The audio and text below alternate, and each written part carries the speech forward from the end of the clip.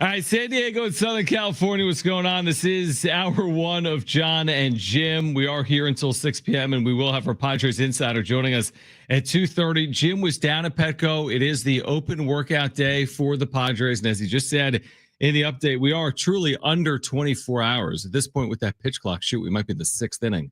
The way these games go, it's going to start at 1:10. Yeah. We'll be downtown. Special broadcast time tomorrow of 11 a.m. to 2 p.m. as we get you ready for Padres baseball. And we have waited since that damn game 5, which is what it was. That's the last time the Padres were on the field. Hopefully a little more upbeat tomorrow for the Padres, despite this weather that we're dealing with by the coast.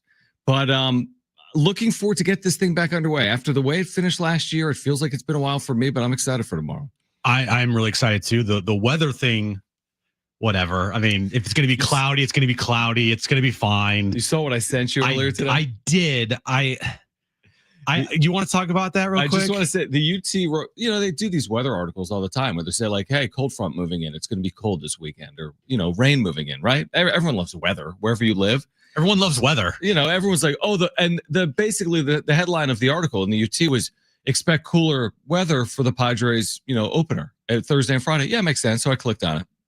It said, mid 60s, maybe overcast on Thursday. Sun might be out. You are the person to watch the Weather Channel, huh? I love weather. Of course you do. But there's a reason why they lead with the wet. Like if you watch Darn A Trip, they're putting in the back of the news. But they're like, hey, let's check in with Cynthia. There might be windy conditions. Yeah, right? Who can get the weather to us the fastest? Right? And even in San Diego. Where nothing happens. Yeah, every day it's 65 or 70 and something. Right. But this is what they write in this article, guys. Okay. So it's going to be cooler on Thursday, and it might be really cool on Friday where the temperature could drop to 53. That's what it said. The last sentence in this article was like 4 paragraphs about the weather at the UT. It reads this: Petco is known as a pitcher's park this time of year because the wind can make it harder for batters to hit a home run.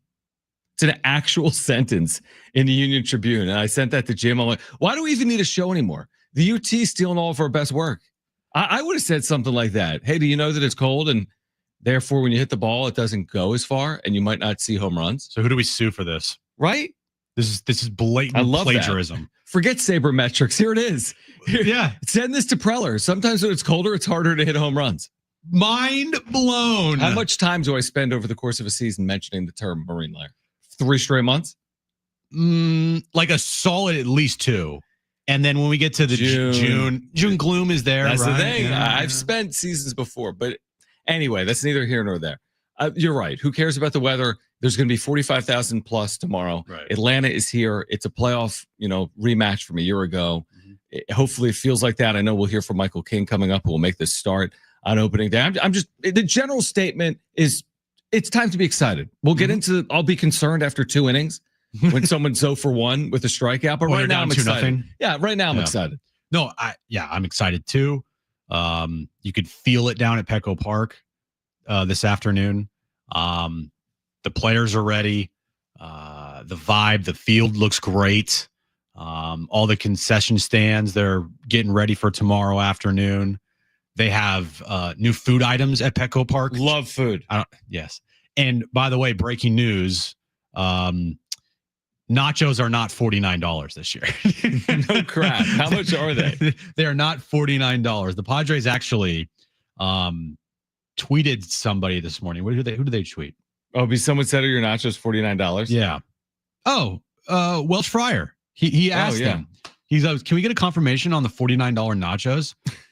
And admin replied, hi, ballpark nachos are $8.49 and tri-tip nachos are $17.99. Honestly, it's been a slow offseason when the biggest story, we didn't even talk about it yesterday, is Kevin Acee tweeting about, hey, this idea that they're not going to be vending in the seats, that's not accurate. That was I can't believe we didn't mention that yesterday.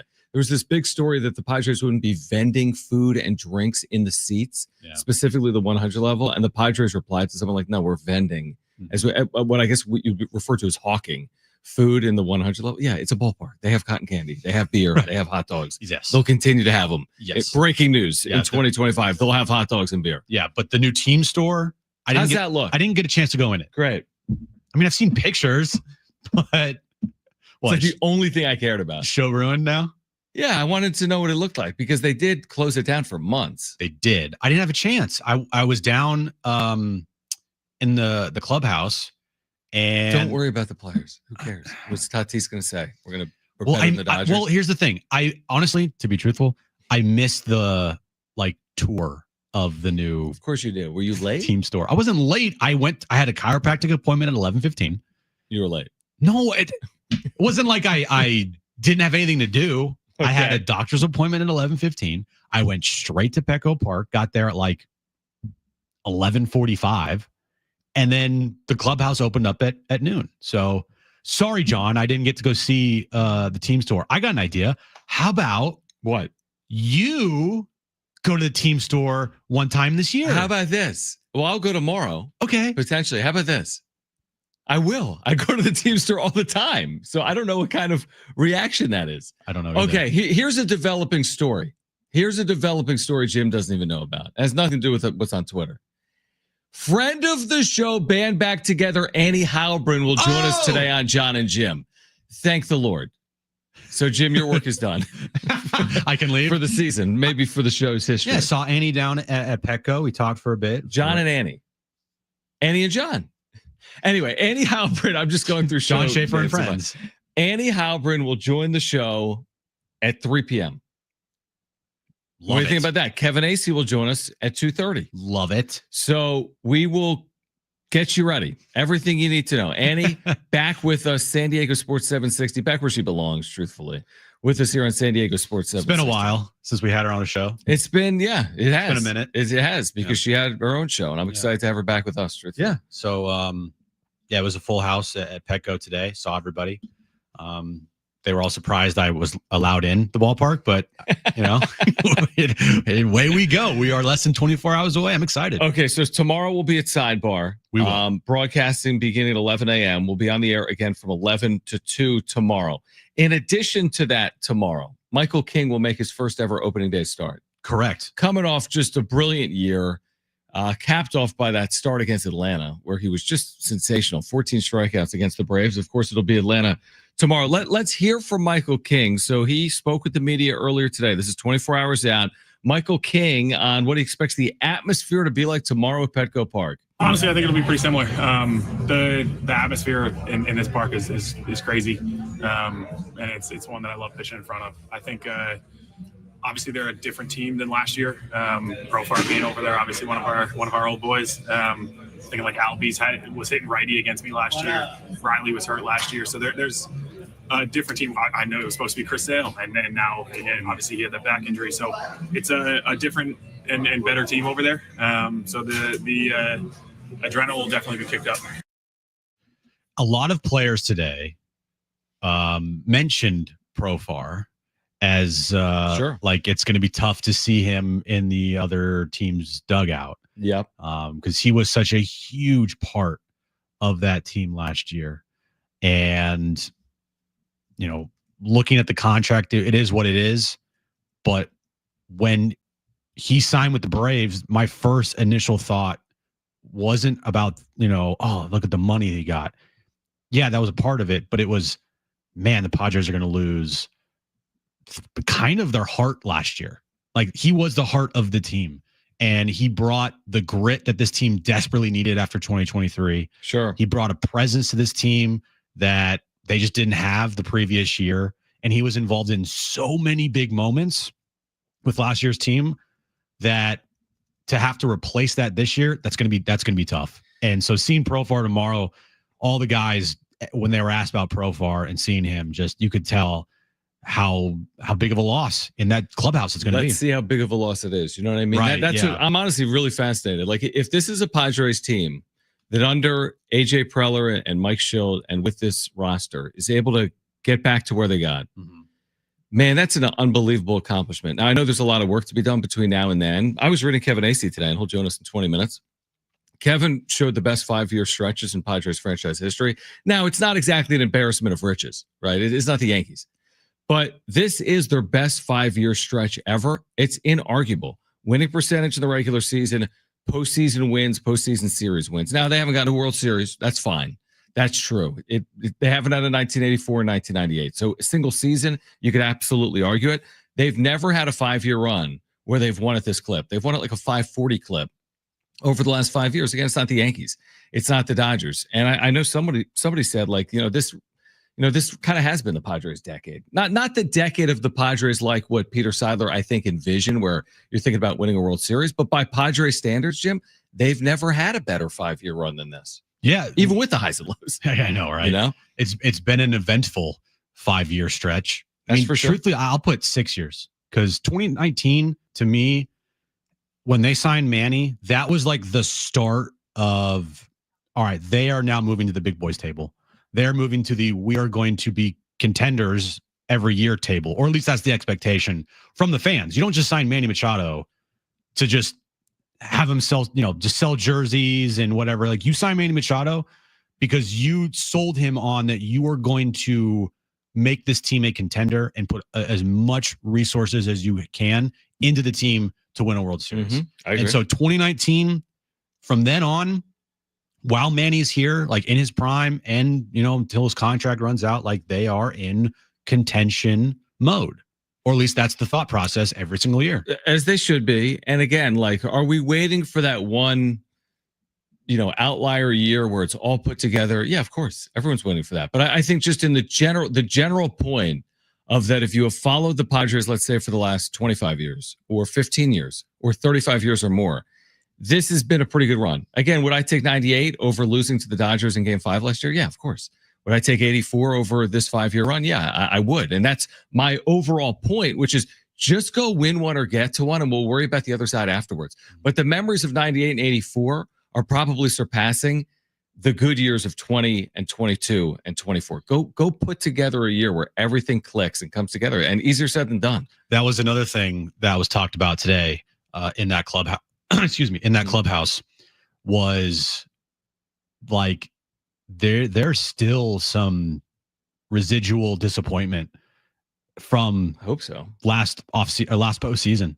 There are still things that they're not over, like, emotionally. I feel like when Xander and Toddy were asked about, how the season ended last year, it was, man, that was just like the automatic somber mood. Like, that was tough. Especially Xander, when asked about it, he mentioned how tough the offseason was for him, knowing that, look, they were one win away from getting to an NLCS, and probably how they were playing, maybe winning a World Series. I want to talk about that on the other side, because we've seen that play on other sports. When you deal with disappointment to end your season, what impact does it have on your next season? Plus, Kevin Acey at 2:30, friend of the show, Annie Halbrin. You see how I talk about Annie? I'm like Kevin Jones at 2:30. Anyway, Annie will join us coming up at 3 p.m. It's John and Jim.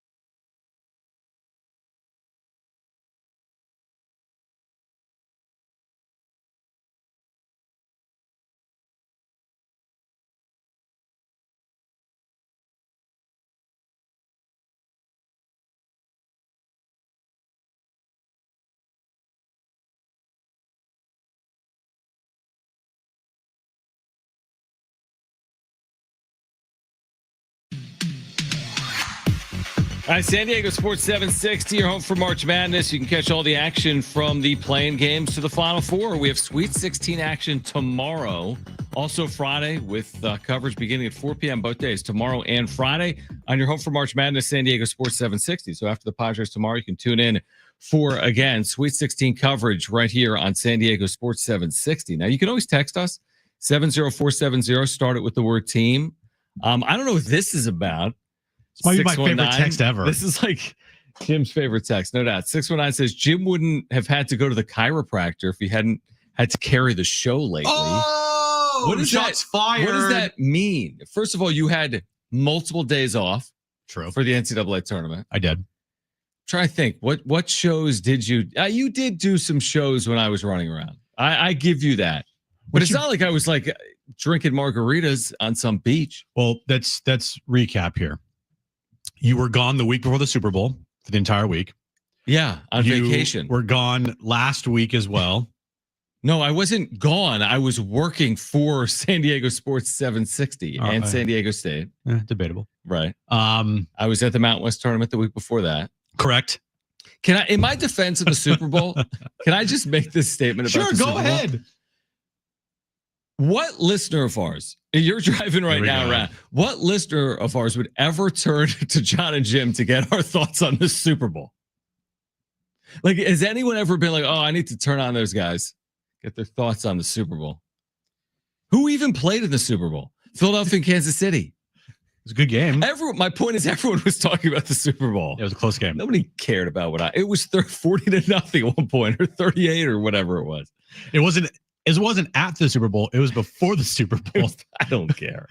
I was back to react to the 40-0 win. True. All right, Kevin AC at 2:30 in 10 minutes. Annie Halbrin back on San Diego Sports 760. She will join us coming up at 3 p.m. Looking forward to that. You mentioned that it was a little somber. I heard what Toddy had to say when he was asked about Game 5. I wouldn't say the mood was somber. It was only somber when those questions were asked. Exactly. Yeah. I heard the answer from Toddy where he didn't really want to get into specifics of Game 5.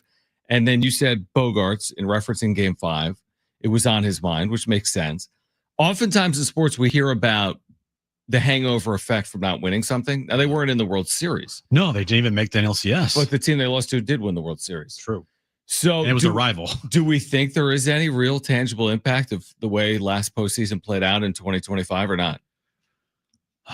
No, I don't. I think those things are more NFL type of hangovers. Like I feel like there's a real hangover in the NFL for the teams that lose the Super Bowl, just because it impacts your offseason so much. And in baseball, I just think you have enough time to regroup, and you might start out slow, but you have like I said, you have so much time and things change and there's so many moving parts and you play every day. So your mind, their mind is off of this. They're only talking about it because they're being asked about it. I agree, but I'll tell you this, when the Padres meet the Dodgers for a first time, which is in like September, because whoever put the schedule together is an idiot. No, they don't meet until when? June? It's a while. When they meet June 9th, oh, yay. 3 months from now, yeah. I promise you this, there'll be a lot of questions about last year's postseason. And I promise you this, the Padres will look very different than last year's team. No doubt. You're saying the actual like clubhouse, the makeup of the team will be different. Of course, and the Dodgers will have some differences. And I don't think the Dodgers really care. I don't know what the Dodgers why would would they about it. Even though they all offseason went on every single podcast Padres saying how amazing. great the Padres were. Yep. The Padres were amazing. Like, they had to validate winning a World Series. Like, come on, guys, you won a World Series. There's no need to validate it here by continuing to pump up the Padres and how great it was to beat them. Right. But you're right. I think we'll hear about it now because the season hasn't started. I think it dies down for months. And then there is a 10-game stretch where the Padres play the Dodgers 7 times.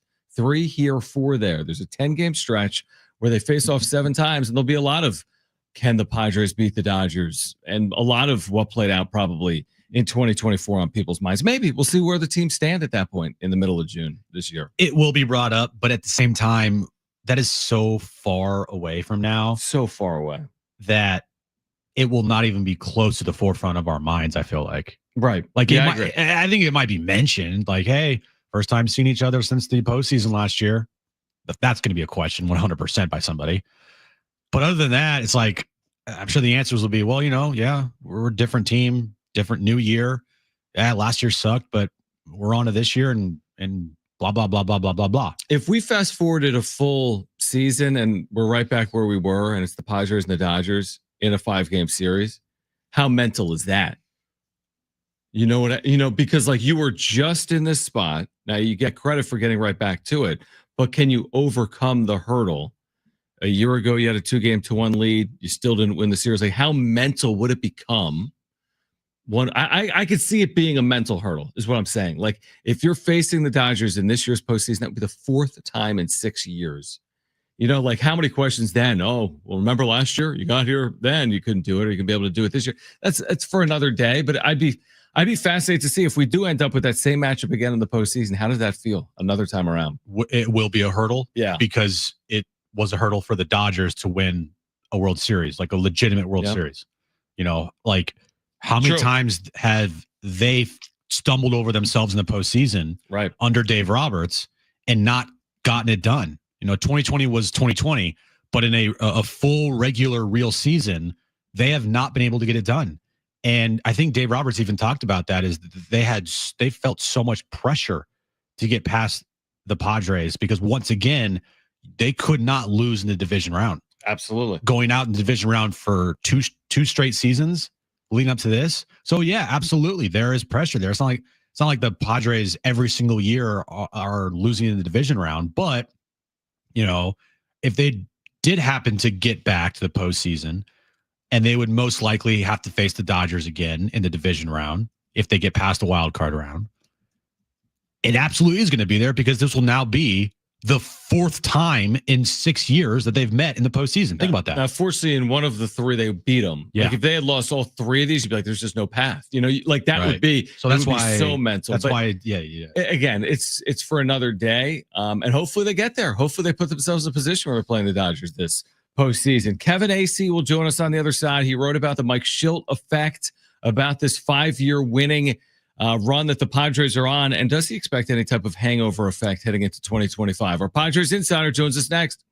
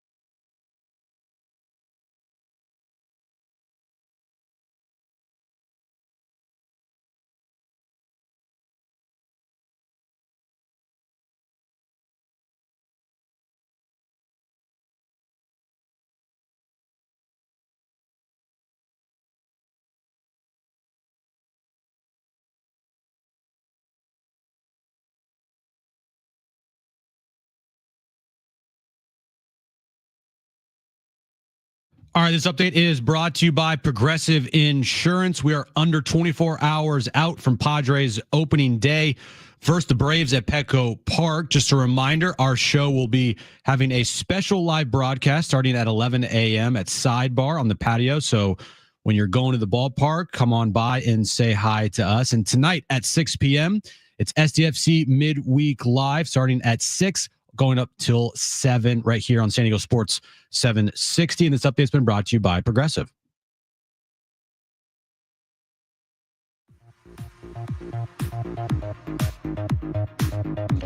All right, John and Jim, San Diego Sports 760. It is finally here, kind of. Padres back on field in a regular season game tomorrow, and it's always our pleasure to be joined by our Padres insider, Kevin Acee, back with us right now.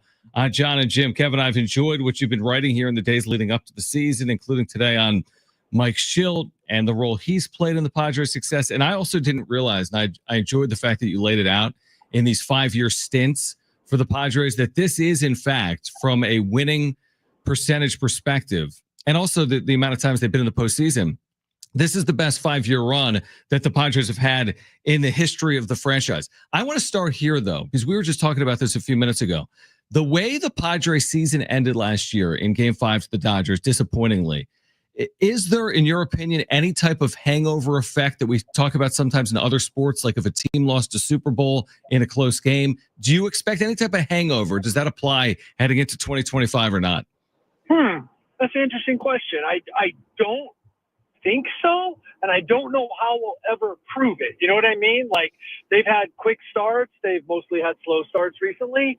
So, like, I don't know how we definitively say no, like, or yes, but I just don't see it. And I would think more the other way, but I don't see that as being a big deal either. I'm not like I just have come to understand that the carryover, like, there can be some, but like most guys don't believe in the carryover, and I kind of don't see it either, because for every time you could show that, you know, oh, this team got momentum or had a hangover or whatever, I think there's at least one other time where that you would be able to see something different in another team. Kevin, we know the first two in the rotation is going to be Michael King and Dylan Cease. Any idea on if it's Hart or Vasquez on Saturday? I would imagine it's Vasquez, but I will be perfectly honest. I did not go to workout day today and have purposely not talked to anyone after 45 days in Peoria. But the way that it was Vasquez went before Hart. But then also the way that it is there was enough time in between that they could, like, maybe throw 2 bullpens with Vasquez, right? And then Hart could easily start 1 week after his last spring training start, and then Vasquez, it would be a week and a half, but you know, there's ways to get around that. He could be out there right now, for all I know, throwing a simulated game in the bullpen kind of thing, right? Like to, you know, be on time. So, but obviously it's one of the two. Kevin Acee is our Padres insider. Just speaking on what we believe the roster to be, and we've touched on this with you, I'm sure, a number of times, but are you surprised at all by any of the decisions that apparently have been made here, whether it's with 4th and 5th spots in the rotation, final bench piece, final piece in the bullpen? Has anything surprised you coming out of spring or not? Well, it appears Omar Cruz is going to be in the bullpen. So that's interesting. Okay. Logan Gillespie evidently left town with a bag, and Omar Cruz is working out with the bullpen today. And he had been sent down to minor league camp. Like I said, I haven't talked to anyone. I'm assuming that Jeff Sanders will have something on that from someone there. If not, we'll get on it tomorrow. Omar Cruz had a really nice camp, but then he was sent down. Gillespie kind of had this quiet camp, and he's a guy who can give you 4 innings. Now, they've got Alex Jacob, who could go multi. You've got 4 outs from Yuki Matsui. You can get 4 outs from Peralta. You can get 6 outs from Omar Cruz. They don't play anything more than, well, this one is 7, but then it's like 6 games, day off, 6 games, day off, 6 games for basically almost until June. So I think they can get away without having a long man, and I thought that's what they were going to do until Gillespie made the trip to San Diego. Then it certainly looked like it was going to be Gillespie. Jurickson Profar will be making his return to Petco. It's nice that it's on opening day. We don't have to wait for it. Should get a standing ovation. You know, when we talk about the loss of Profar, how much do you think that's going to be shown this year? Like, it could be monumental, right? Mm-hmm. Like, I mean, the guy was incredible. Almost like as much as we appreciate him, you then take the course of the season and it wasn't as good at the end in terms of the numbers, but he still did a lot of winning things that, like, you know, were valued and were important, but like Merrill and even Bogarts and certainly Manny over the last part of the season kind of took over. But that beginning of the season, like, where would the Padres have been without Jurickson Profar?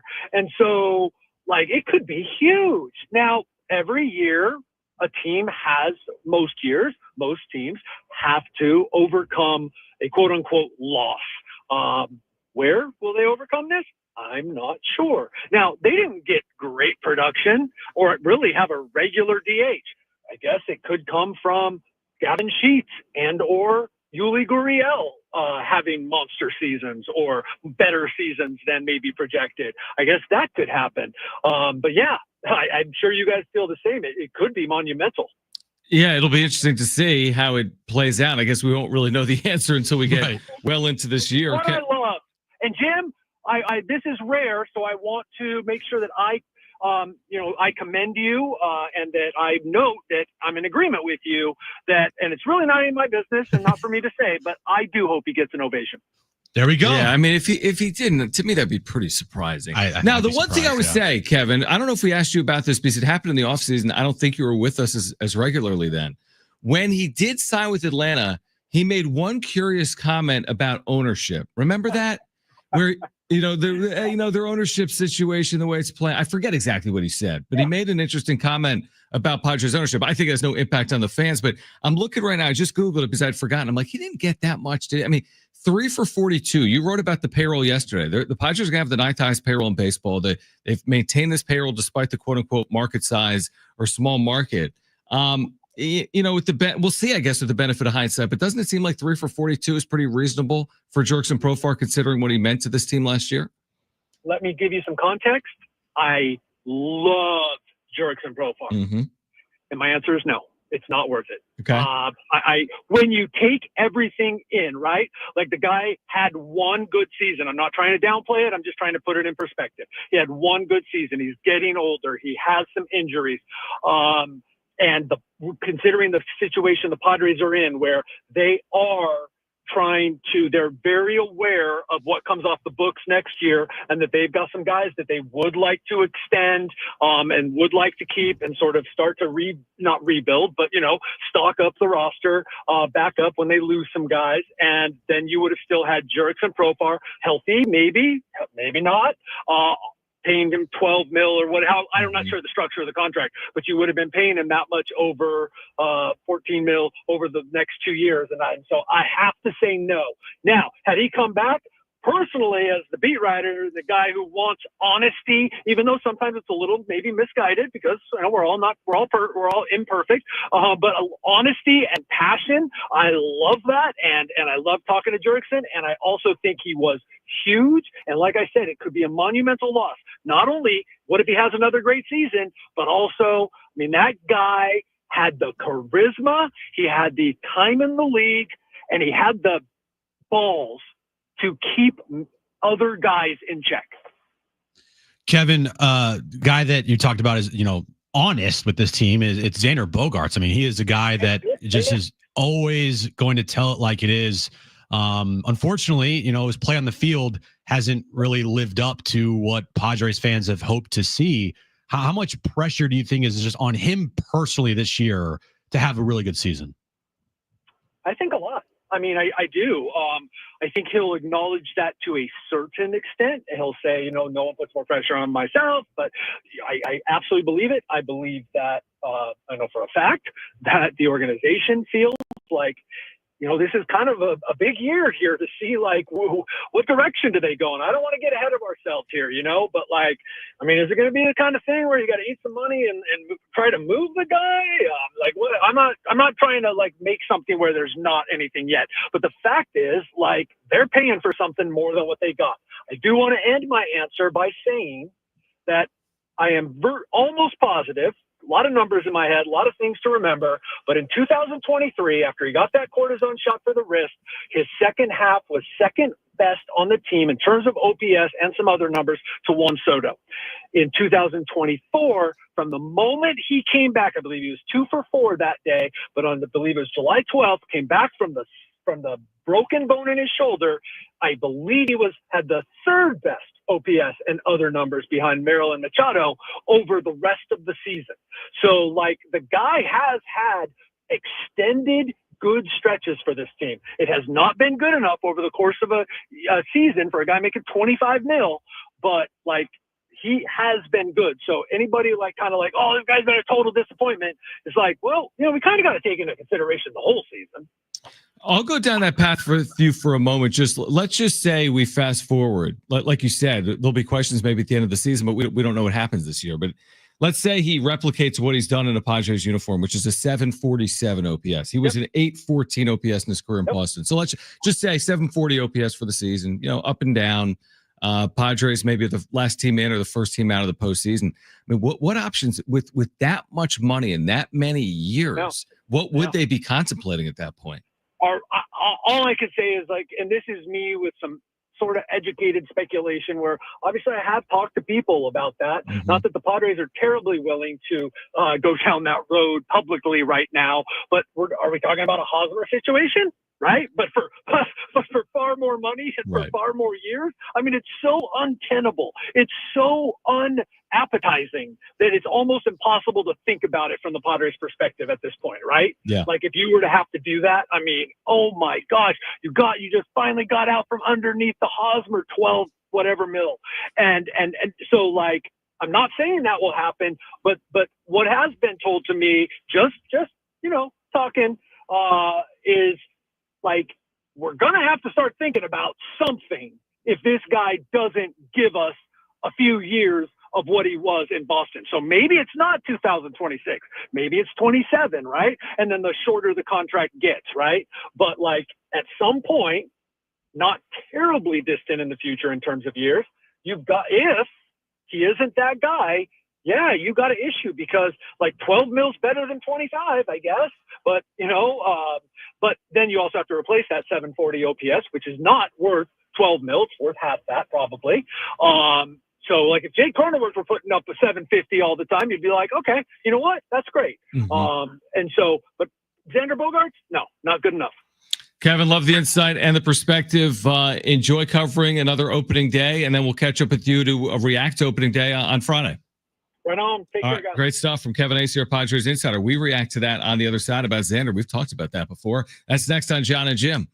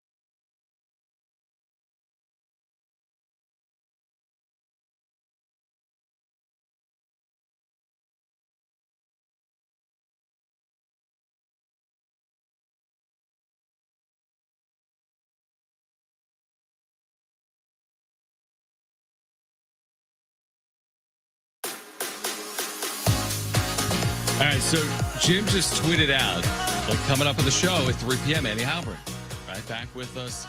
Annie's done such good work covering the Padres over the years. Like, think about it. Union Tribune, Valley Sports San Diego, local radio. She's been, right, I mean, she's done so much work in the last, you tell me how long, right? A really good period of time. Long time. Covering the team. So I, quote tweeted it and said, band back together. And you said you should quote tweet it and say, darn it, you've been replaced. Yeah, and I'm like, dude, I can't do that. But you can. I saw Darnay there today. I saw him asking questions. Yeah, he was asking. What did he just put on social media that made me laugh? We were talking about Ashton Hall. Man, you and Ashton Hall. And the morning routine. Was he there, Ashton Hall, today? No, I would have noticed if he walked in. You should ask Schulte's, like, what's your morning routine? He would have no clue what you're talking about. He'd be like, I'm glad you asked, Jim. And they'd go through like a 30-minute, like, winners find solutions. So when I don't have toothpaste, I go to CVS. And does Mike Schill have like where does he live? At the ballpark? It probably, in his office. I think he lives there, right? The two people that I would put money on that have stayed overnight at that ballpark easily are Jackson Merrill and Schill has definitely stayed overnight. They've gotten back from a road trip and he stayed there. I guarantee that. And Jackson Merrill has like brought a pillow and slept in his locker. Yeah. Like why rent? Why get a place? When he's like, I'll be here all the time. It's okay. Anyway, Annie will join us in 10 minutes. Yeah. Darnay, we still need you, but you're still our friend.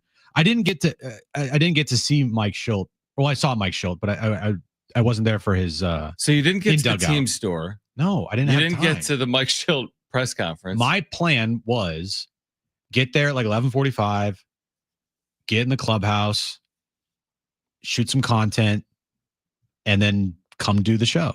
Like, come get ready for the show, because it takes about 20 minutes to get from Petco to here. Then we got to get ready for the show, and then we got to do the show.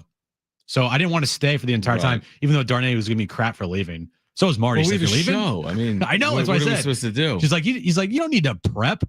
Well, that's confirmed. I mean, that's definitely confirmed. Yeah. So anyway, Annie's going to join us in 10 minutes. So what Kevin just said, we don't need to play back the sound right now, but I think we will later in the show. Because probably some of you just heard it. It was 5 minutes ago. But Kevin initially went down this path of, if Xander isn't going to be Boston Xander, at some point the Padres will have some type of decisions to make. You've heard us have that conversation this offseason. Only 2 years in to this $280 million deal. What's the length of the deal? Is it 11 years or longer? It's 11 years. So he's 3 years in. Yeah. It's two years in. Well, 2 years is the third season. Yeah. So, I mean, let's say it was a bad year. Hopefully the team has a good year, but just go down the path that he has the same year. I hope it doesn't happen, but I mean, what do you do? What on earth do you do with 8 years left, which is $200 million, maybe a little more? I don't even know what choice you would have, Jim. What choice would you have if you're the Yankees or the Dodgers? Could you really eat that kind of money? Well, I think the most interesting thing that Kevin said was that it's obviously not something that they're like having long discussions about right now, but it has been mentioned. Like, what if? Yeah, 2 years in. What if? You can ask questions like, what if this happens? What if this happens? You have to go over every scenario and every possible situation imaginable. Like, what if Xander Bogaerts just isn't that guy? Great clubhouse guy, great team guy, great leader. But we signed him to produce. We didn't sign him to just be those things. And if he does not, in the next couple of years, put together like a Boston Xander year, that's going to be a very tough conversation to have, because I'm with you. I don't know what they can do. That would be eating a lot of money for a guy that's just going to be in his mid-30s and hasn't produced for however many years. And I mean, there's a world where wrist injuries and okay, at the end of this year he'll be 33. So he'll enter next season. Actually, yeah, this is his age 32 season, because he doesn't turn 33 until October 1st. So next year he's entering his age 33 season. I mean, there's a world. Let's say this goes terribly again. You could absolutely trade him and not eat all of the money. Like Kevin kind of went down that path. Yeah. Like a 740 OPS player might be worth, you tell me, let's say it's $8 or $10 or $12 million a year. But there's no way they're going to have to. There's no way that they They don't eat a lot of it. Yeah. Yeah, I agree. They're going to eat a good amount if this were to happen. And I'm talking like 75% of that. And you're going to see it on the books when Jeff Sanders puts out his, hey, here's the Padres payroll. You're like, wait, it's $218 million. Oh, that's right. They're paying Xander 20 a year for the next 7 years. All right, let's go to the phones here. Annie Halpern will join us coming up in 7 minutes at the top of the hour. 877-767-4760. Tim, you're on with John and Jim. Thanks for calling in. Hey, guys, I don't want to repeat what you're just saying, but isn't it insane that we're talking about 2 years into an 11-year contract, and what are we going to do with this guy? I mean, they're paying Hosmer $13 million. Even if they got rid of half of it, they'd be paying 12 and a half a year. I mean, isn't it just crazy? And they're going to be hating Manny's contract at the end too, guys. What do before you do? Before you go, Tim, like I guess I would ask it. Let's say if you were in charge, I mean, do you not do the deals? People get excited when you extend Manny Machado, when you sign a player of Xander Bogaerts' caliber, of his potential. Like, were they bad? I think with the benefit of hindsight, you might say, hey, Xander, I wouldn't have done this deal. But at the time, people were on board with it. Some people, sure, you're absolutely right. But, you got to be effective sometimes. It's not our money, right? But when you do spend it, it's got to be well spent money. And the extension to Manny, I mean, hey, just think what you could get for $55 million for two players right now. I mean, I know, but they haven't won anything, and are they going to win anything? And they're already. I don't want to get to Merrill. I mean, geez, we got a while to control this guy. Everybody's freaking out. He's not signed. I mean, slow down. Tim, appreciate you. Yeah, I mean, he's saying a lot of money. I get it, but that's the business that Preller and these GMs are in. Like, you either take big swings. Everyone was excited when they signed Xander Bogaerts. Sure, yeah, bad deal. You can't argue it. It's obviously a bad deal. It was a deal that was made coming off of an NLCS run, 3 wins away from going to the World Series, and it was heavily pushed by Peter Seidler to get a final piece to put them over the top. Right. I mean, they were after everyone that week. Aaron Judge and Trey Turner. Yeah. I mean, they were trying willing to hard. spend more than $280 million. Truthfully, they would have done it. Like, in their mind and in Peter's mind, it was the thought of, we are so close. Yeah. We got Tatis returning next year for a full season. We have a full season of Juan Soto. We have a majority of these guys coming back. Hader, Snell, Musgrove, Darvish. Like, the team is coming back. So what can I do to push this thing over the top? And hindsight obviously should not have done it. But in his mind at that moment, Peter was thinking, look, I want to win a World Series so bad. And I feel like if I just get one of these players, Trey Turner, Aaron Judge, or Xander Bogaerts, that's going to put us over the top. And it didn't. Yeah, I respect it. Truthfully, I do too. It's like when you're playing no limit poker, you got to be willing to put in, the entire stack of chips. All right, Annie Halpern, friend of the show, back with us in San Diego Sports 760, less than a day out from Padres opening day. Great to have Annie back with us. She'll join us next, John and Jim.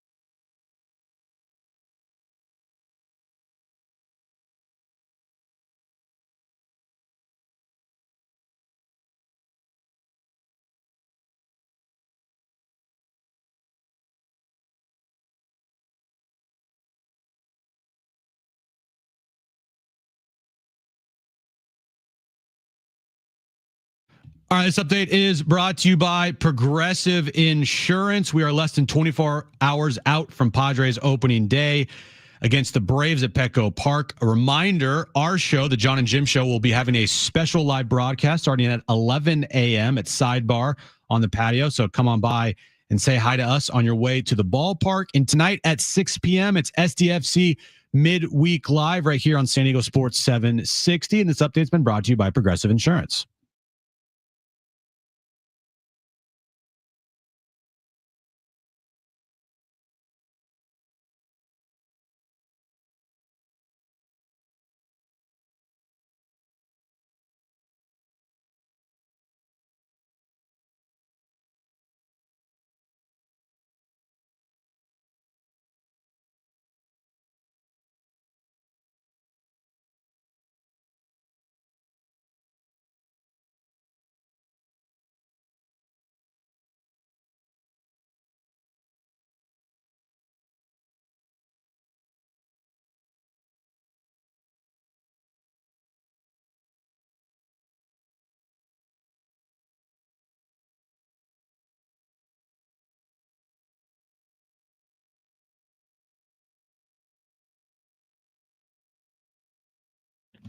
All right, San Diego and Southern California, what's going on? Hour 2 of John and Jim. See what you've missed, Annie, over the last year.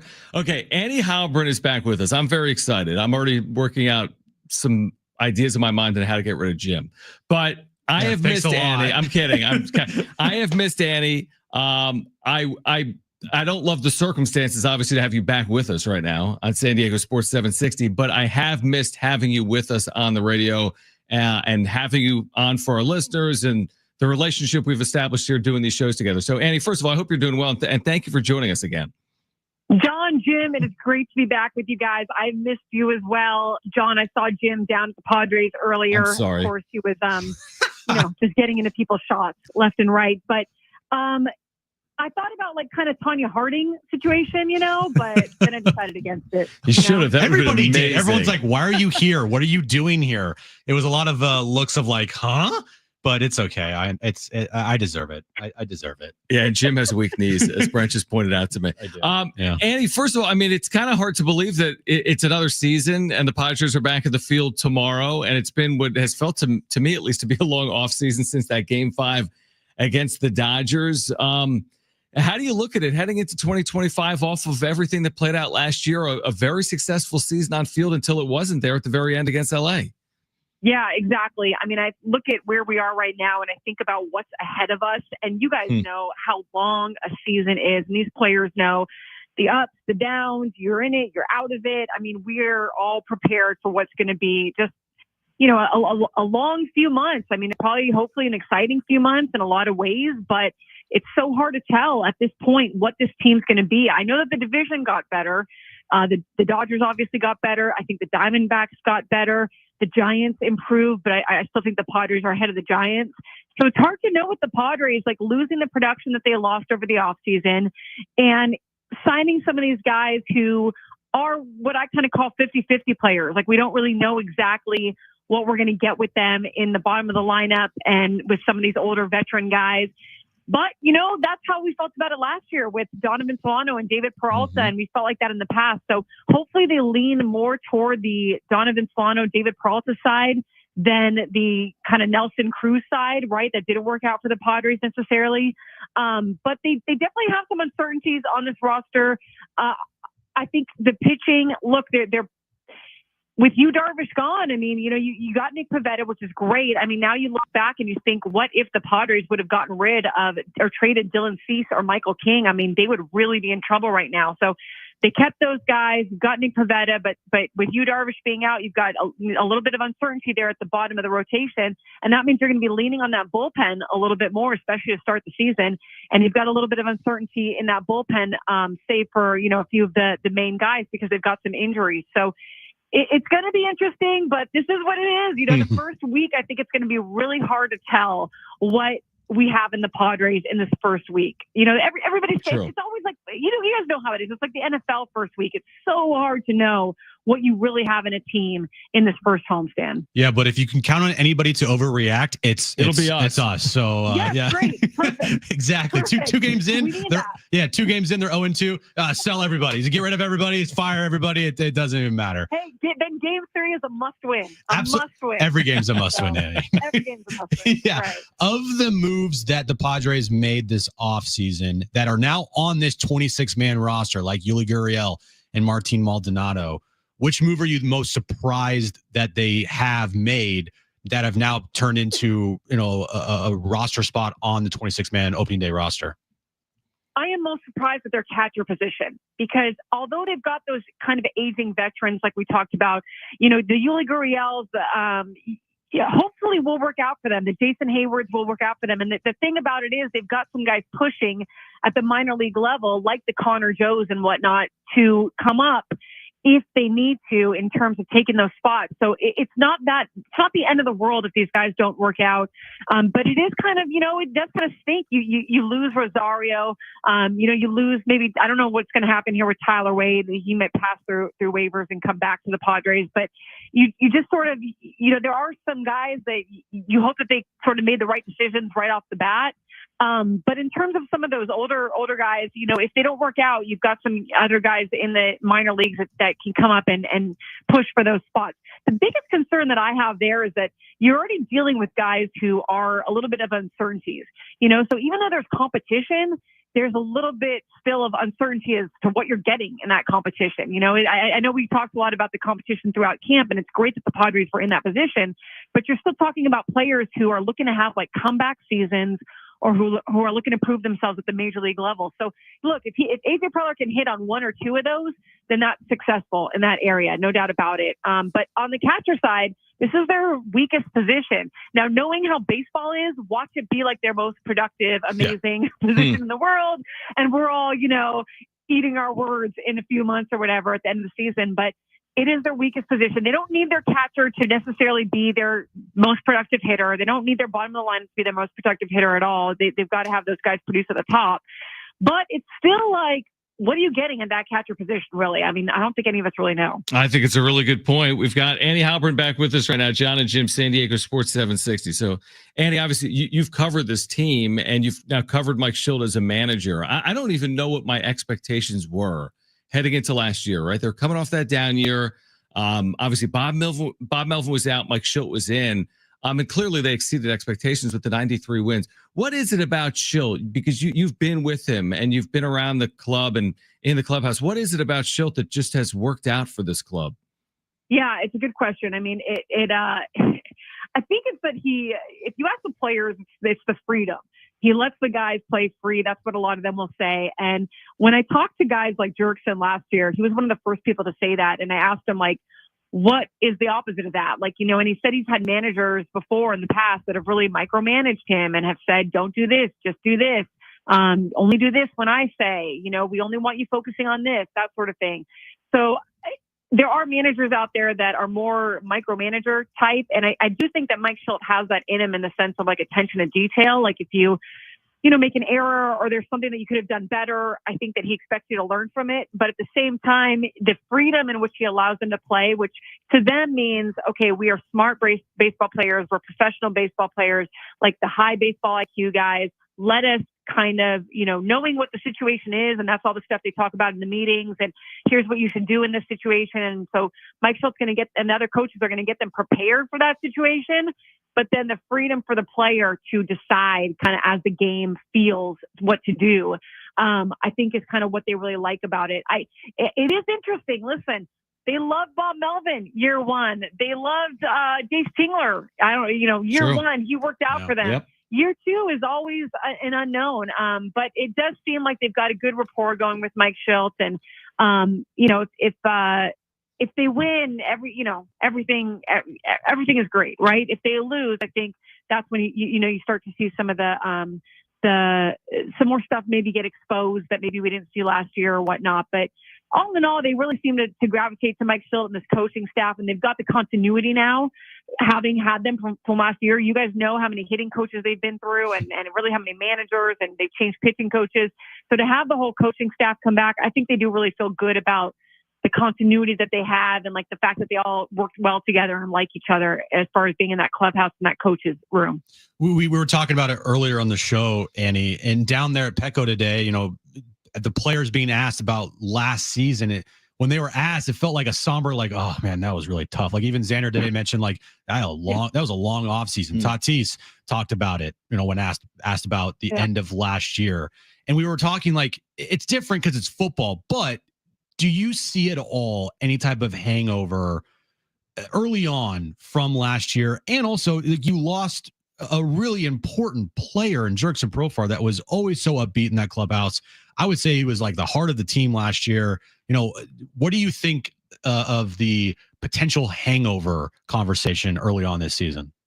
Yeah, it's a good point. I think they're just so good at compartmentalizing. They really are. Like, you have to be so good at compartmentalizing when you're an athlete like that, and especially baseball when you have a game every night. And I do think it stung. I think that they were very upset about it and heartbroken about it. But the good thing about them and baseball players and a lot of athletes is they just turn the page. Like, hey, hope springs eternal from this point on. Like, we're going to go out and we're going to prove that we've got that chip on our shoulder, that what happened last year wasn't that, you know, a one-off, that we can go do it again and we can get even farther.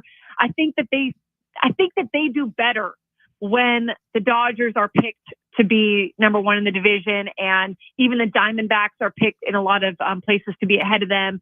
And I think the Padres kind of do better when they have that chip on their shoulder and they're not necessarily, you know, having that expectations from the outside.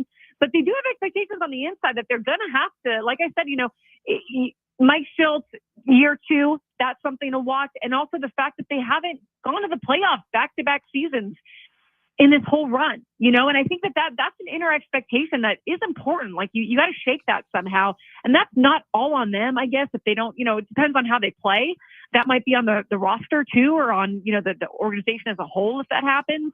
But you got to try to string those seasons together and not have like one good year, one bad year, one good year, one bad year, because that'll get in your head too. And that definitely gets in some of their heads, you know? So I think Jurickson Profar, I was listening to Kevin on with you guys when I was driving, and I think Jurickson Profar, I completely agree. I completely agree with the argument that nobody knows what he's going to be this year. And, you know, there were some signs of regression at the end of last year, but I think Jurickson's tapped into something, and we'll see if I'm eating my words at the end of the season, but I think he's tapped into something that he can continue with the Braves.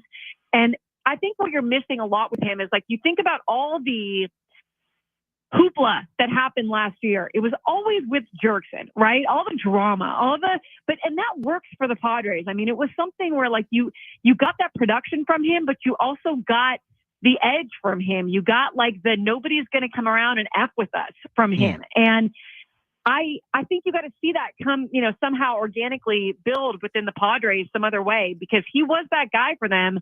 And he was that guy that always had that, you know, stink about him in a good way. And you don't have Joe Musgrove. I mean, he'll be in the dugout, I'm sure, but like he also has that about him, but you don't have him on the field either this year. So I think, you know, to the extent that they might need to generate that a little bit, I think they might need to. It might work for them. Annie, it is amazing to hear your voice. Now, I've heard your voice, but it is good to hear your voice back with us here on San Diego Sports 760. I'm sorry, I'm just off in this land thinking about, you know, having Annie with us. He's thinking about show names of John and Annie. And Annie and John works. Yeah. Annie, we appreciate it. We're looking forward to the season. We're glad to hear that you're doing well. We hope to have you back with us here on John and Jim, and thank you for taking time. Anytime, guys. It's great to hear you and be with you, to talk to you as well. And John, you too, because, you know, I saw Jim earlier, so I got to talk to him. Yeah, you already saw Jim. Yeah, I see him every day. You're not missing anything. Thanks, Annie. Young, guys. We'll talk soon. Annie Halpern from the UT. All right, we can react. Plus, ESPN.com. Very simple question. They answer it. Are the Padres a playoff team? We'll tell you what they say next.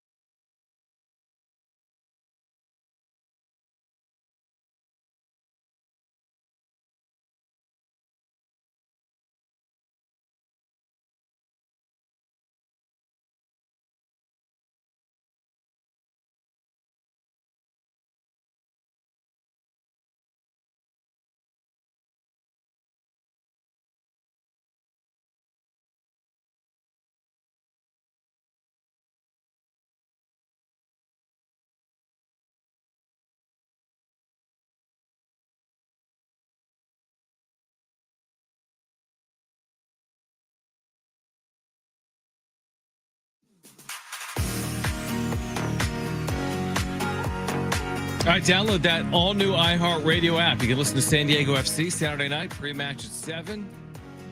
It'll kick off at 7:30. And when you download the all-new app, make sure to put San Diego Sports 760 in your presets. Put John and Jim in your presets. You can listen to us live weekdays from 2 to 6. You can listen back. Again, if you put John and Jim in your presets to any hour or interview. Today, we've had Kevin Acee. We've had Annie Halbrin. We'll have Caleb Davis joining us at 5 p.m. He is the new general manager, the first ever general manager at San Diego State, overseeing football. So Caleb Davis, 25 years of age, worked at Notre Dame last year, now working with Sean Lewis, San Diego State's first ever football GM, will join us coming up at 5 p.m. It was good to have Annie back with us, Jim, wasn't it? It was like old times. It was very nice. So you've talked to her twice today. I did, yeah. Talked to her down there. What'd you guys talk about today? Stuff. Just shooting the stuff? Shooting the things and stuff and everything. Ashton Hall. Yeah, and Ashton Hall. Ashton Hall, yeah. Did you ask for her morning routine? No, I did not ask her for her morning routine. Me and Darnay talked about mouth tape for a minute. Because of snoring or because of Ashton Hall? Both. I started wearing mouth tape like a month ago. Because Aaron said you snore? Correct. Kristen wants to murder me, but I've been using the Breathe Right strips. Does it work? Yes. What is that? Oh my gosh, you got to get one. I'm serious. Breathe Right strip? Yeah, you just put it on it's top on your of nose. Yeah, because then it I don't know what it does, dude. You don't even notice it. I mean, it's no impact at all sleeping. You just put it on, but it's one per night. So you get 20 in a box and it's 20 nights. Is it like the magnetic thing that It's you put not- the strip on and it opens your nasal passage? I think it's basically like tape. It almost feels a little bit like a Band-Aid if you put a Band-Aid on. Yeah, see, I got to look in that too. I was thinking about looking into that. Because so you're putting the tape on. I've seen that. Yeah. It's so funny because I was looking at that. Mhm. And the tape then makes you breathe through your Nose. which then takes away snoring. Has that worked? Not really. Really? And can you breathe? Do you feel like you're dying because there's tape on your mouth? No, I don't. I will say though, if you do have a beard like I do, Yeah, I don't. it sucks to have Because you're tape on your beard and your mustache. and the mouth tape. I put on my beard or I put on my mouth and it goes over my beard and it doesn't really stick to my face. So at times it's kind of not on all the way, peeling off, but majority of the time it will be on my lips and shut my mouth. And there have been times when I've woken up in the middle of the night with some of it peeling off and I was drooling on the side of my mouth. Does Aaron want to Kristen essentially will try to murder me? I think she'll roll me over in the middle of the night because she thinks if I'm on my side I won't snore, but if I'm on my back I do. Or she says I didn't sleep well, but she snored. I'm like, I don't think I snored. I slept great. A couple of weeks ago, Aaron in the mornings looked at me and she goes, "Are you serious?" And I was like, what? She goes, "You were snoring so loud last night. Do you not remember me hitting you?" Yeah, and I was that happens to me too. I was like, I don't remember a thing. No. Try the Breathe Right strips. Okay. Because Kristen claims that they work. I feel like you could just go double whammy, mouth tape and Breathe Right strip. If you want to die. I mean, but no, because the Breathe Right strip opens your nasal passage, correct? Like your nose? Yeah, I think so. And then the mouth tape prevents you from breathing out of your mouth. Correct. Why is it that all guys, because I feel like it's basically more of a male issue, is it not? I feel like a lot of guys snore. Yes. Right? I don't hear a lot of women snore. I mean, I'm sure women snore. I don't see many women with sleep apneas. Sleep apneas. Is it sleep apneas? That's what it's called. Yeah, what do we do to get rid of snoring is my point. Do I just use Breathe Right strips for the rest of my life, or do I go to a doctor and they do something? Well, you could go to a doctor, get a sleep test, and it will tell you. I know it's a big thing. It's a big thing. My dad did that one time, and he found out that for 2 minutes at a time at night, he stops breathing. Stops breathing. Yeah, it's common. It's common. And as you get older, it gets worse. And it can how you sleep and lay in bed also affects it as well. If you're a side sleeper or on your back sleeper, so. Mouth tape. I was on the mouth tape before the morning routine of Ashton Hall to see if it works, and it does. I actually one night put the mouth tape on, and the following night I didn't use the mouth tape. And the night that I used the mouth tape, I woke up way more energized than the day that I didn't use the mouth tape. We need a mouth tape endorsement or Breathe Right or a sleep apnea or some type of it's just difficult because of the beard. So like if there's an Shave it. alternative, no, I'm not shaving. That's what Darnay said. I'm not shaving the beard. Dude, I would love one day if I walked in and you were clean shaven. I would walk right by you. You would And know who's who I the new am. sales dude? Who's this guy? Who's this new tough guy? It's not in tough. sales? I haven't shaved my beard probably You said 16 years. That is crazy. You're only like 16. You've had a beard 16 years ago. You're not even old. I actually had a beard like when I was 18, but you shaved until you were like 19 or 20, and that's when you've had a beard? yeah. That's crazy. Yeah. I should show you a picture during the break of me without a beard. I think you showed it to me Yeah. before at the gym or something. No, it wasn't the That's gym. not It wasn't the gym. gym. I wouldn't recognize you. I just never have the desire to shave my beard. I never want to shave my beard. But is there any circumstance where you would do it? Like if we're like, hey, would you do it for a bet? No. If the Padres win a World Series. A bet. Yeah, that type of bet. I mean, like thinking about it, I mean, it'll grow back. yeah, it grows back You'd have it within in like 3 12 days or weeks. something. Yeah. But the initial like shock value of you did what? And I'm not one of those people that has like the 3-foot long beards. Right? You should, ZZ Top. No, I can't grow a beard out that long. I can, but I just don't want to. I can't even imagine. First of all, I don't even know that you have a beard because I see you every day and It's I never just part think of my about you face. having exactly. I've never just- once thought that. Now I'm thinking about it. Like, oh, you I'm have a beard? freaking myself out about it. Why? I don't know. It's Okay. weird. Anyway, don't snore, be a man. Are the Padres a playoff team? We'll tell you on the other side. That's next.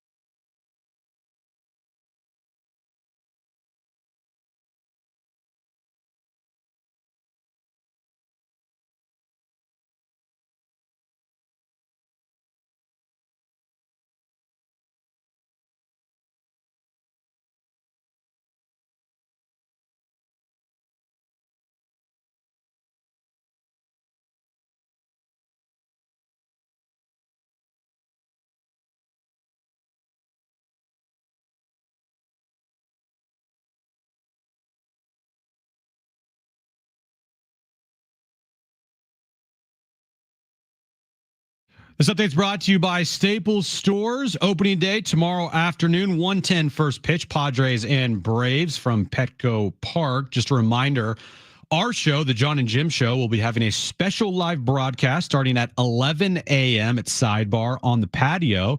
So on your way to the ballpark, come on by and say hi to us. And tonight, 6 p.m., SDFC Midweek Live with Adrian Garcia Marquez hosting. Listen right here on San Diego Sports 760. And this update's been brought to you by Staples Stores.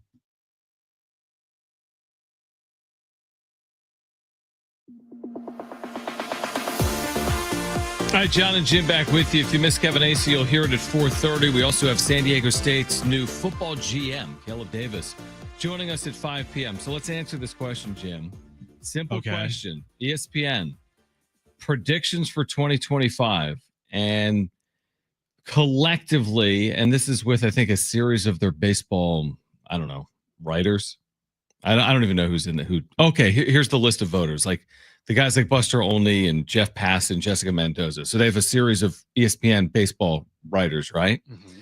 So the question is, who do they have in the postseason in the National League? And the answer is not San Diego. They are the first team out, according to ESPN's writers. They have the Diamondbacks, Mets, and Phillies as the wild card teams in the National League. And then they actually have the Padres and the Braves out in the National League. They have the Cubs winning the Central. They have, I might be wrong on that. I think they have the Braves winning the East, and they've got, surprisingly, the Dodgers winning the West. Good. I put it on the bulletin board. I saw how this team reacted to being the heavy favorites, or at least, going into a season where it was like everyone's thinking they're going to win the World Series. Mm-hmm. And they crumbled. I saw this team go into a season where everybody was like, they're going to miss the playoffs. I don't know about this team. There's random question marks everywhere. New manager, new left field, center field. Like there's just a lot. This team, there's no way they're winning 90 games. They won 93 games. Right. Annie mentioned it as well when we had her on. When there aren't any expectations internally, as far as like coming from the outside world, like the national media on this team, they do perform better. Right. They have performed better. So, same thing with 2022. Like 2022, did anybody at the beginning of that season think that they were going to make the NLCS? Probably not. No. 2023, everyone's like, dude, this team's going to win a World Series. Didn't even get close. Last year, I don't know about this team. They won 93 games. So I'm again, these things don't matter to me. I don't care about, what some rando on ESPN thinks about if the Padres are going to make the postseason or not. We watch this team every day. We know this team is good enough to contend. We know this team, if healthy, is good enough to be in the postseason. And I'm glad there isn't this like overwhelming outside noise of, other than the Dodgers, the Padres are the second best team in the National League. I think it will boil down to, when we had this conversation a few weeks ago, where we basically determined there were 7 legitimate teams for 6 spots. Because if you just move, whatever, there's 3 division winners. So you can only get one of those. But let's assume you don't because of LA. Yep. So that's an easy assumption. If they do, they do. That's a whole nother conversation. But then you have basically in the East, you've got Atlanta, Philadelphia, New York. So only one of those teams can win the division. The other 2 are vying for a playoff spot. And then in the West, you've got San Diego and Arizona. Maybe the Giants. That's fine. And let's just say the Central's one team for the sake of this argument. Yeah, I don't think the Cardinals or the Brewers. Right. So, but under that hypothetical, if you have 3 wild cards, they're coming from the East and the West, and you've got, let's just say 2 of the 3 are out of Philadelphia, Atlanta, and New York. So let's just say Philly and New York. Just say it. And then let's say in the West, the Dodgers have won it. Let's say that it's the Padres and the Diamondbacks, and even if you want to include the Giants. In that hypothetical, 2 of those teams would be out. Mm-hmm. And even if you took the Giants out of the equation, one of those teams between the Phillies and the Mets and the Diamondbacks and the Padres would be out. And they all could make an argument to be in. Wouldn't you be surprised if there's a team that we're not talking about that enters that group that we just mentioned? 100%. It's not like St. Louis, and it's not Colorado, Miami. It's not Washington, Miami. Right? Now, Cincinnati. Could Pittsburgh? Can someone hang around and be 52 and 52? And yeah, of course, and that will happen. But those teams will fall off. I'd be surprised if one of those teams missed out, if that makes sense. Yeah, like I think of the 7 teams we mentioned, 6 of those will be in the postseason in the National League. Yeah, and that's why I continue to say it. What the Dodgers do just really doesn't matter much. You know, like it matters, but for the Padres, if you're a fan of this team and you like to look at box scores every day, don't immediately go to the Dodgers box score. Go to the D-backs, go to the Phillies, go to the Braves, the Mets, the Giants. Those teams are the teams that you should be concerned with for the entire season, not the Dodgers. The Dodgers, to me, unless everybody gets injured, like they're in. They are 100% in. And I don't even think it's a question. Like they're already like 2 games up. Right. Put them in the postseason already. You know, they'll have injuries or whatnot. Yeah, sure. Mookie Betts may miss a lot of time. They'll be okay. And guess what? Yeah, they're going to overcome that because they have insane depth. So I'm not even thinking about the Dodgers at all. I care way more about the other teams that we mentioned because there are 4 to maybe 5 teams for 3 spots. Yep. Probably 4. Well, like in this poll where they're like, who are the teams that are going to make it? And they said Diamondbacks, Mets, Phillies as the wild cards. The other teams that even got votes were the Padres and Braves. But in this hypothetical, the Braves won the division. Then from there, like teams got 1 vote out of 30 writers. It was like Cubs 1, Pirates 1, Reds 1. Yeah, no. So like they're not seen right now as legitimate contenders. Now over the course of a year, things can change. Someone's good, they acquire at the deadline. But the write-up from Eric Karabell, who's a really good baseball writer, was basically like, make no mistake, I'm paraphrasing, top of the rotation elite, San Diego. Yeah. Back of the bullpen can be really good. Merrill could have a huge second season, and Nick Pavetta's a big addition. So, yeah, they might be on the outside looking in, but in a good scenario for the Padres, they might be very similar to the team that we saw last year on field. Yeah. And I buy that. Yeah, the series that they have with the Diamondbacks are going to be way more important than the series they're going to have with the Dodgers. Right, even though we're going to hype them up opposite of that. Exactly. The Dodgers series will, of course, hype up as the biggest thing ever. Right. Because it's the rematch of last year in the postseason. But what they do against the Diamondbacks and what they do this weekend against the Braves, by the way, another team that they're going to be competing with potentially if the Braves don't win the East. The Phillies, the Mets, the Giants, those are crucial series. And then you got to take care of business against the bottom feeders like the Rockies and the Marlins and the Nationals, like those types of teams. So, yeah, I don't really put any stock into this. I don't, as far as the ESPN saying the Padres won't make the postseason. Good. Say they're not going to. I don't care. It doesn't bother me at all. It shouldn't bother you at all. This team is good enough to contend, and this team is good enough on paper to make the postseason. How good enough can they be? That's to be determined. I don't know if they can be as good as last year's team, but as constructed right now, they're absolutely good enough to contend. Guess their projected record. 87 wins. 84 and 78. Okay. Their predicted playoff odds are at 44.4%. This idea that they may struggle to get there in the National League, but then the write-up saying that if they do get there, they could be dangerous. And then ESPN gives them a 1.8% chance of winning the World Series heading into the year. Yeah, I'm the same way. I'm the same, and I'm with you on the Dodgers, and I'm with you on the division. And I've harped on this for 3+ years that just get in, and they proved it because they did beat the Dodgers in the postseason. It's a different story if every time they're in, if they lose to the Dodgers, then I'd be like, oh my gosh, it's a brick wall. Like you can't get through them, but they've actually proven they have, and they did it in 2022. And the truth is 24 was an awesome series. It wasn't some dominant performance by the LA Dodgers until it was in games 4 and 5. So I'll take my chances. If you say that's a 1% chance of winning the World Series, okay. But if you told me they're back in the postseason in the divisional round and facing LA, I'd be intrigued. That's for sure. Yeah. It's not 1994. It's 2025. 1994, they got problems. 1994, they're not making it. No. Like, I think that was the year that, oddly, the Braves and the Giants were in the National League West. You remember that? Well, it wasn't 94 because that was the strike. Sorry, season. 93. Where one team was out with 100 wins. Yeah. Yeah, 93. Yeah. Braves and Giants. Giants won 100+ games. Braves won 100+ games. Braves made it by 1 game. And the Giants realignment. What are the Braves and Giants doing? Giants were left out. I know. And then 94, they also had an amazing team, the Braves, and then that season blew up because of course Montreal had the best record in baseball. Yep. But you're right. Even when they went to the one wild card, you'd still be like, man, are they going to be better than the Phillies and the Mets and the Braves or whomever else? But now with the 3 wild cards, yeah, you spend $200 million. You like to think you could be in contention for one of those spots. Does it suck that you're in the division with the Dodgers? Kind of. Yeah, it does suck.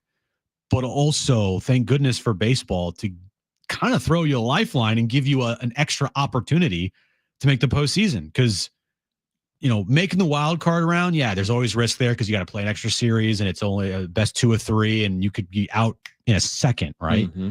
But at least you're in the dance and you have an opportunity. And we've seen wild card teams win 84 games, make the World Series. We've seen wild card teams go on and win the World Series. So, look, I would love this team to win the division one year, but making the postseason is literally all that matters. Yeah, I agree. And by the way, I wouldn't even run away from it. Like, how they talked about there's all this talk about going from 30 to 32 teams, like the NFL, and then going to 8 4-team divisions. And I can already hear this on Sports Talk Radio. We've talked about before. Would you want to be in a division with the Dodgers not in it? And I'd be like, no.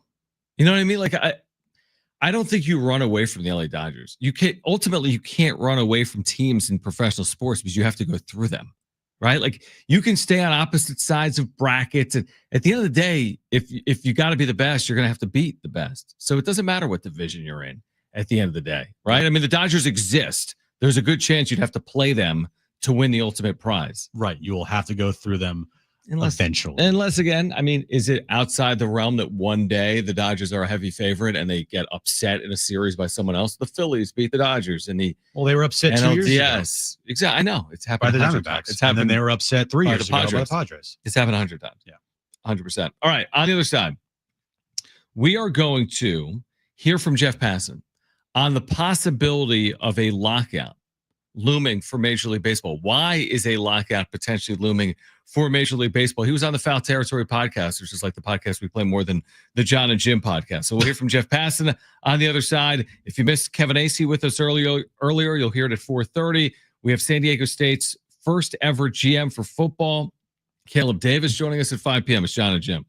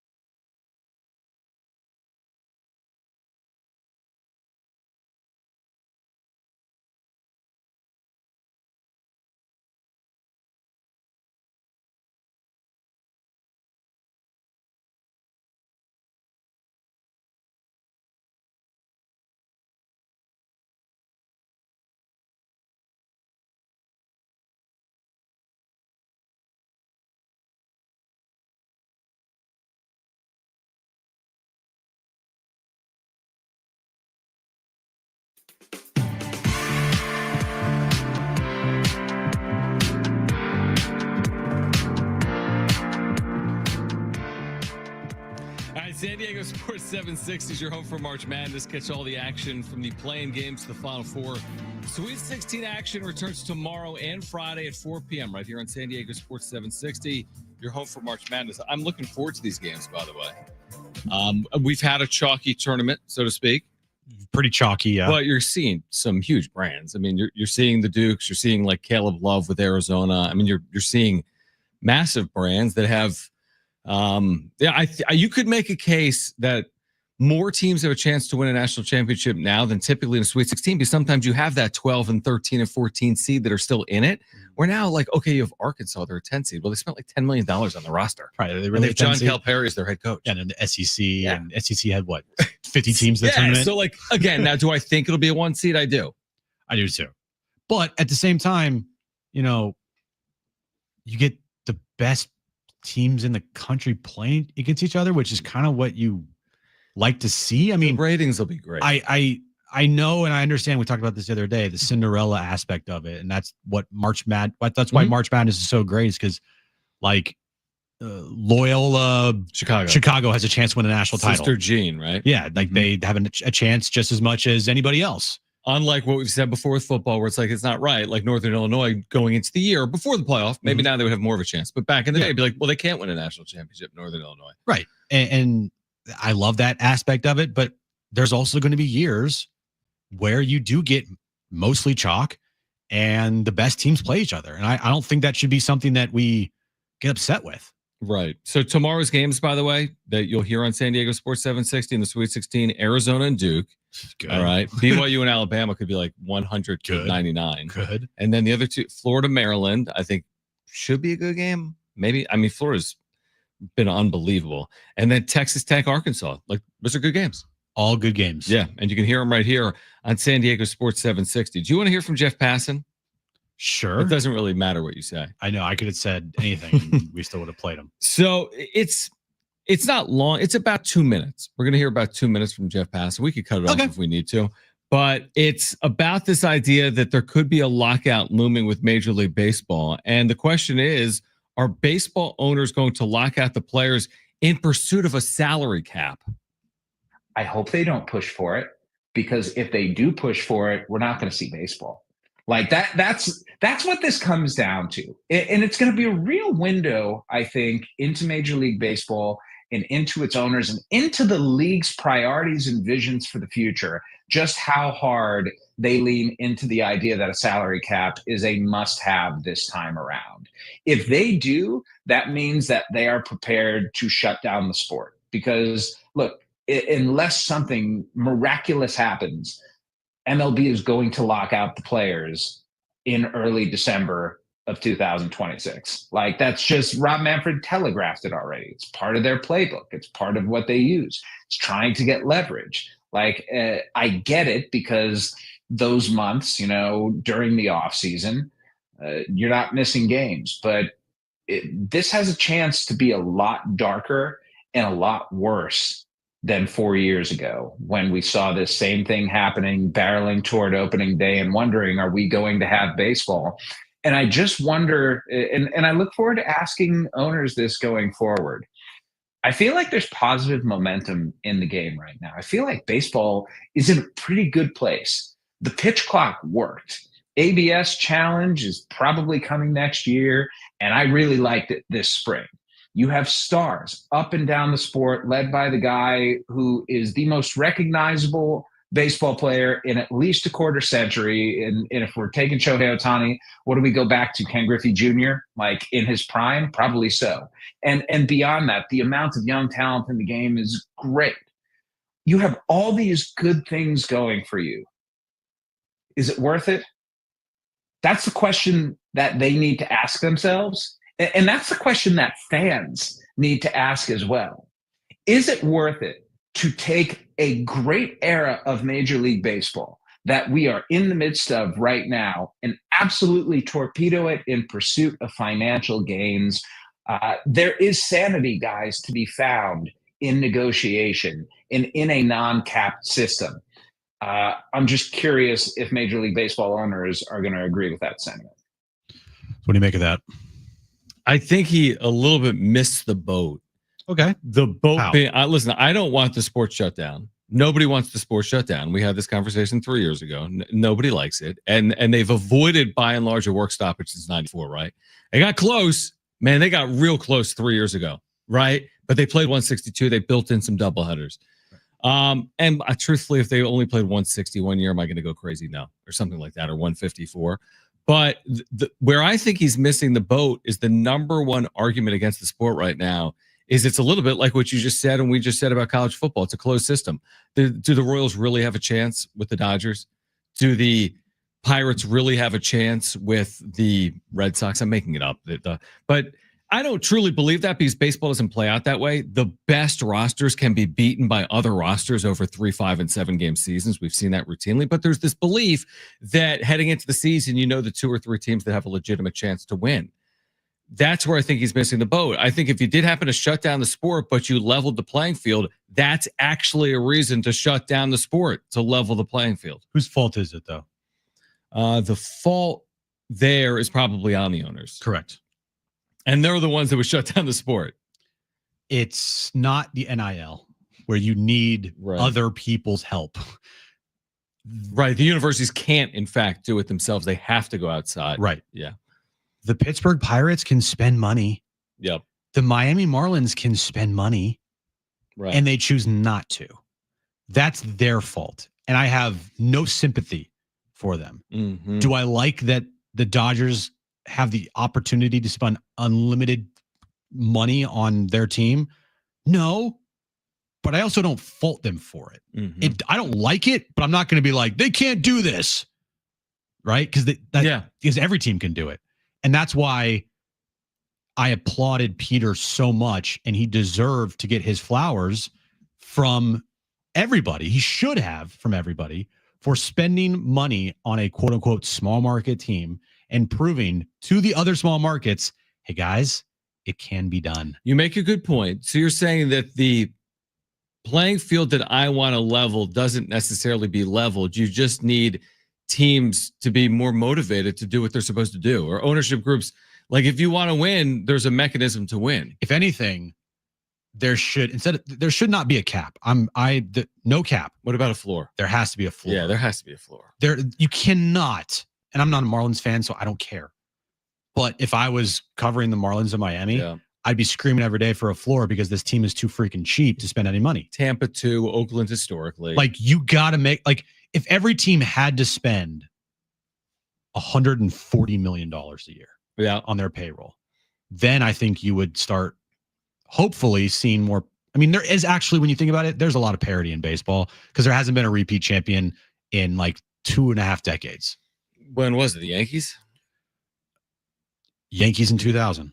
Yeah, when they went 4 or 5. Right. And there hasn't been a repeat champion since. Yeah, you're right. There's a level of parity. Yeah. And so like last year, I heard Colin talk about this today, and he made a good point that I don't fully agree with everything that Colin said about this, but the point was the parity comment that last year you had the Tigers in the postseason, you had the Guardians in the postseason, you had what other team in the American League made the postseason that didn't really have a good payroll? Did you have Baltimore didn't have a huge payroll. Baltimore, were the Brewers in the postseason? Last Brewers. year? Yeah. So you had teams that made the postseason that aren't in the business of spending $300 million on their payroll every year. Was this the interview he did with Manfred? No, he had Manfred today. I know he did. That was an interesting interview. Did you listen to any of that? I did not listen to that. I was shocked. It was basically like a promo ad. Really? Well, not surprising. Well, obviously Fox has their deal with baseball, but I was a little surprised that, it was very soft. But I look at the spending in baseball, and I've said this before, I get more mad at the owners than anything because the owners have the opportunity to spend and they just choose not to. Well, what if we had both, which is what the NBA and the NFL have? They have a cap and a floor. Yeah. Well, there's no team in the NFL that spends 1/3 of the cap. Well, here's the thing. We're never getting a cap in baseball. So don't even try. Don't even try. But will we even get a floor? It might be a don't even try. And the floor argument could also be a scary one because then you're forcing a team to spend money and you potentially are going to be spending money on really bad players. And that's and that happens a lot. Like football, you're like, why did they give that guy that much money? Like yesterday, Stephon Diggs got like a $69 million contract from the Patriots. You're like, well, huh? Give me a floor because then you can trade Bogarts. Yeah, I guess. Yeah. Give me a floor, and then Right. you can trade Yeah. Bogarts. All right, we'll get to the wrap on the other side at 4:30. Kevin Acey, our Padres insider. Caleb Davis, San Diego State's first ever football general manager, will join us at 5 p.m. right here on John and Jim.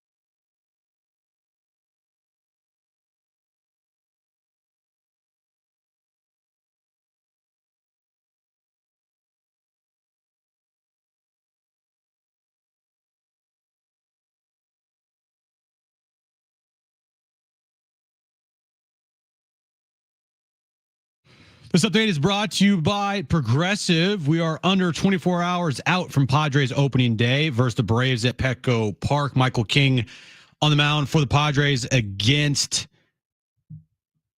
Chris Sale. Sorry, I blanked there. I had a brain fart. Reminder, our show will be having a special live broadcast starting at 11 a.m. at Sidebar on the patio. Come and say hi to us on your way to the ballpark. And tonight at 6 p.m., it's SDFC Midweek Live right here on San Diego Sports 760. Is that the Brian Dusher show? No. This update's been brought to you by Progressive.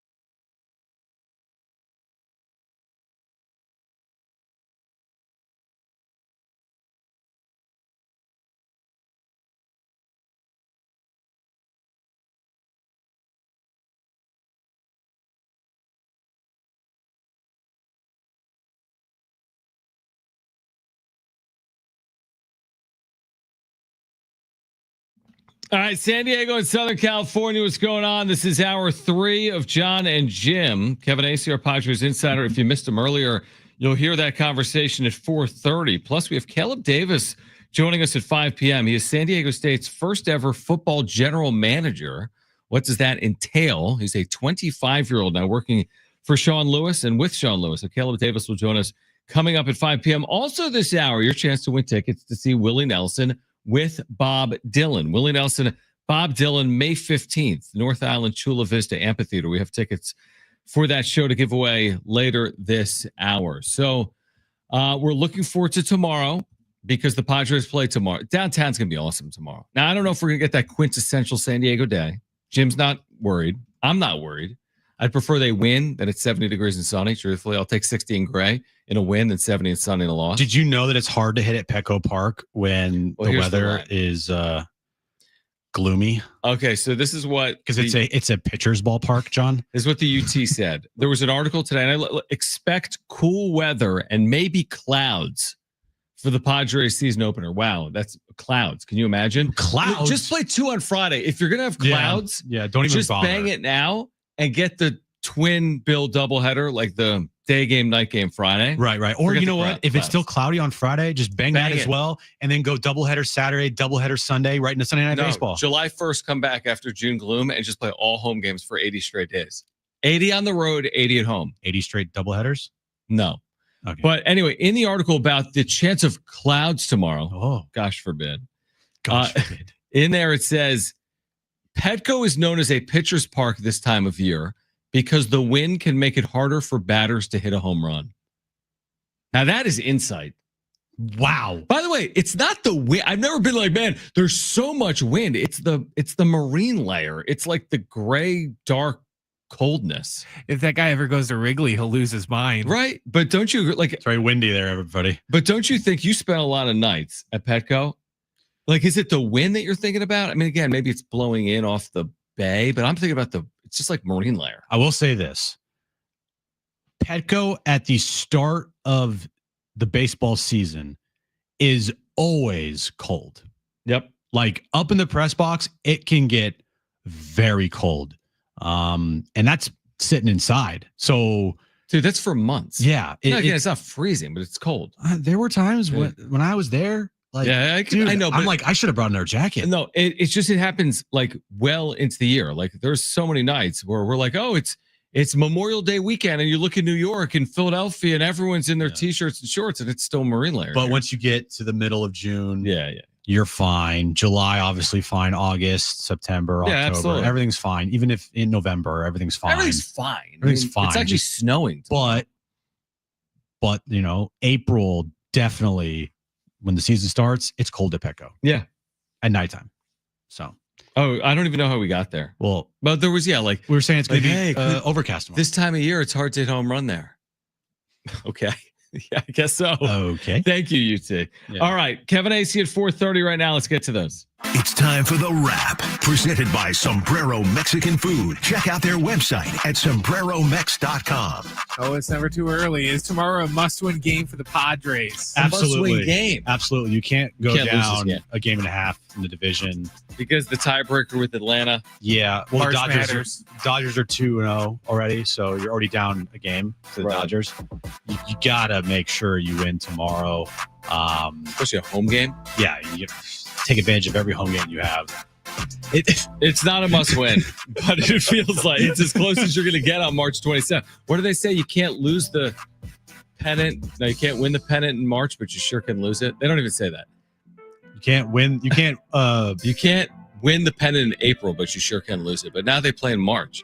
Here's what I will say. Here's what I will say. Atlanta and Cleveland as a 7-game homestand is like a real test to start your year. Two playoff teams last year. Teams. Yeah. So it's not like I would take a winning homestand. I think that's good work. If the Padres go 4-3 over these 7 games, I think that's a nice start to their year. And we'll see how good Cleveland is this year. Last year they came out of nowhere. Right. And were really good. Braves, I think, are expected. They're going to be one of the better teams in baseball if they stay healthy with the players that they're getting back and the players they also brought in. Yeah, you don't want to start your season like 2 and Imagine starting season 1 and 2. Where do you sell your tickets? John, if they start 0-1, Friday is going to be this is gonna be a tough show. By the way, 218 on the text line 70470 started with team said, "Is tomorrow's game a must-win game for the Padres?" As in, he was forecasting what we're about to say here on the wrap. Because you know what we're gonna ask tomorrow and Friday and Monday. No, and we're not Tuesday? doing it No. 160 times. It's tomorrow must win. It's tonight a must win. Next question. Well, yeah, we're not going to do it on the weekends. True. Do you guys think LeBron said anything of interest in his hour-long interview with Pat McAfee? No, Neither do I. it was a waste of time. And ESPN did their own like self-hype of it, like course to they try did. to like spin it through. There were some things that I was like, okay, like wasn't the Stephen A. Smith stuff. Like, Pat, where's the follow-up question, my guy? There was no follow-ups to anything LeBron said. And I thought a lot of it was contrived. Like LeBron Yeah. had some zingers or one-liners in there. It's and like he's that on was his just Taylor like, Swift tour. Like, yeah, exactly. huh? Exactly. Like, what do you mean by this? Yeah, can you further explain? You're right. Yeah, it was a like bro hangout sesh that they're just like talking, and there was nothing of interest, and I wasn't surprised like in the slightest. The only thing I thought was remotely interesting was when he asked about if him and Jordan had any type of relationship. It was kind of interesting. And Yeah. he's like, no, Not not really. We really, don't right? really talk. But he said me and Kobe didn't really talk either until Kobe retired. And then we had more of a relationship. So that was kind of interesting just because, they always get compared to each other on, if they really like each other or not. So that's kind of interesting that they don't really talk and have much of a relationship. And people thought that he signed with Nike because of MJ. He said, I signed with Nike because they offered me $90 million. yeah, no That's how F. it works. Yeah. Right. We all would too. Yeah, it's not duh. Tell me something I don't know. Exactly. Next question. All right, guys, over under 29.5 home runs for Jackson Merrill this year. Tomorrow. Oh, this year. Like tomorrow. Just this week That's How about this big- weekend? against big Atlanta. weekend. I think the kid has the potential. Yeah. Having a full off season under his belt after a full season in the big leagues. That was the most games he ever played in his life in a year. Oh, yeah. Easy. And he looked amazing. So I'm going to go under, but I'm not going to say it's going to be like 17 or 18. I think he could hit in the high 20s. I think you could see like a 27, 28 home run year from Jackson Merrill. And not that spring training means anything, but he had 4 home runs. It was a huge number for a starter because he didn't play a ton. Now, Baseball Reference projects 20 home runs. They project a good year, 826 OPS. They actually project his home run numbers to go down from 24. How many? Yeah, 24 last year? He had 24. They project him to have, that's in 500 plate appearances, which he had more of last year. I'm with you. I say high 20s. I mean, 30 is a great year, especially with what Gary Robbins wrote in the UT that when it's cold at Petco, it's hard for batters to hit home runs. Did you know that? Not until today. So because of that, I'll take the under 28. He'll hit 28 home runs this year, which is a huge year. Huge year. Yeah. Next question. What's Michael King's final line going to be tomorrow? 9 innings, no hits, no runs, no walks, 16 strikeouts, right? About 27 strikeouts. So like the perfect game. Yeah. Now, what's it really going to be? 5 2/3, 2 earned runs, 6 strikeouts, 3 walks.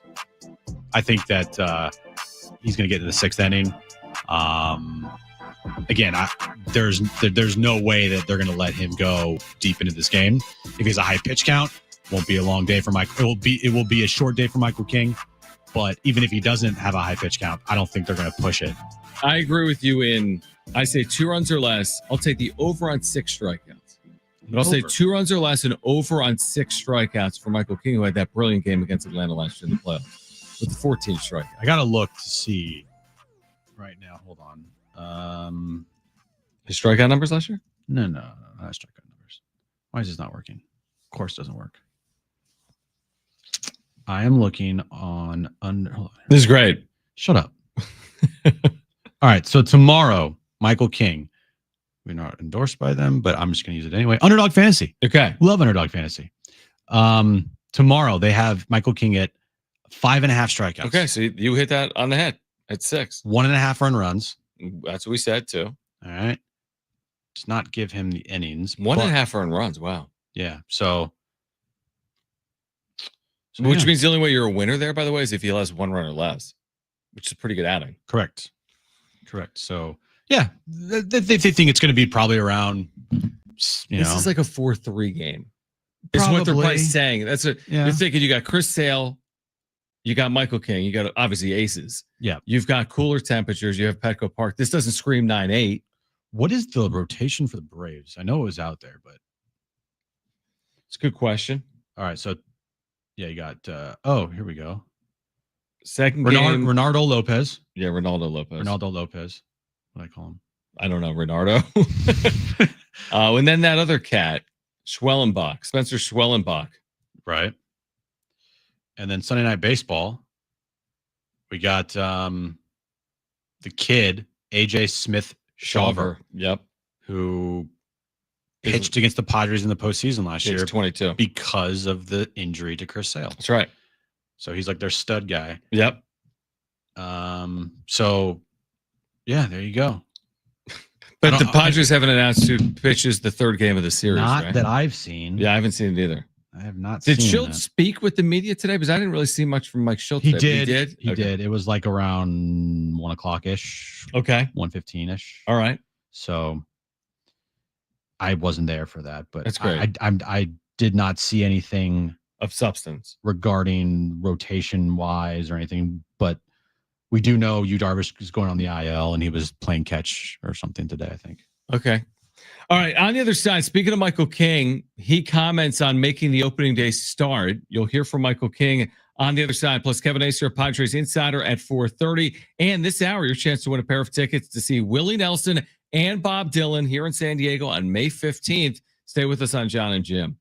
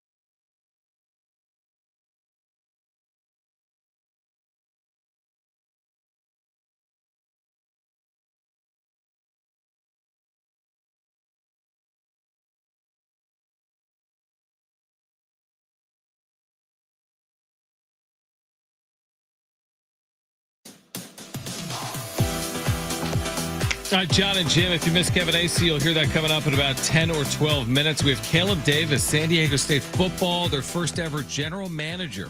He will join us at 5 p.m. Now, Jim was just sharing something with me that I think has been released now by the San Diego Padres regarding some of their TV coverage for the upcoming year. What do you have? They announced just moments ago that 10 regular season Saturday games in 2025 will be available for free via simulcast on CBS 8 and the CW. Okay, so we can watch the Padres on CBS 8 or the CW 10 times this year on Saturday night. Correct. Which is great. So that's kind of a free opportunity for people to watch the Padres as opposed to Padres.tv. Right. So the first simulcast on CBS 8 will be the Padres versus the Rays on Saturday, April 26th. Okay. With the remaining games scheduled to air on either CBS 8 or the CW. If one of the designated games is selected for a national broadcast, like the Fox national game, the Padres and KFMB will replace the simulcast with another Saturday game that will air on either CBS 8 or the CW. The Padres pre- and post-game shows will also be included in these broadcasts. Yeah, what I like about this is also, okay, so we have Padres.tv, me and you, right? A lot of our listeners, they have 47,000 subscribers, right? But if you have Padres.tv, you don't have to watch this on CBS 8. You can just do it what you've been doing. Just watch on Padres.tv. Right, but this is for the people that don't have that. My thought on that real quick. Okay, so the Padres are going to be on TV locally 10 times. Great, better than 0, right? And not 0 because maybe they would be on Fox or ESPN or whatever. Yeah. But like at least the way I consume baseball, I think a lot of our listeners is I don't just throw the Padres on, oh, it's Saturday night. I haven't watched. It's April 26th. Let me go throw on that Padres Rays game.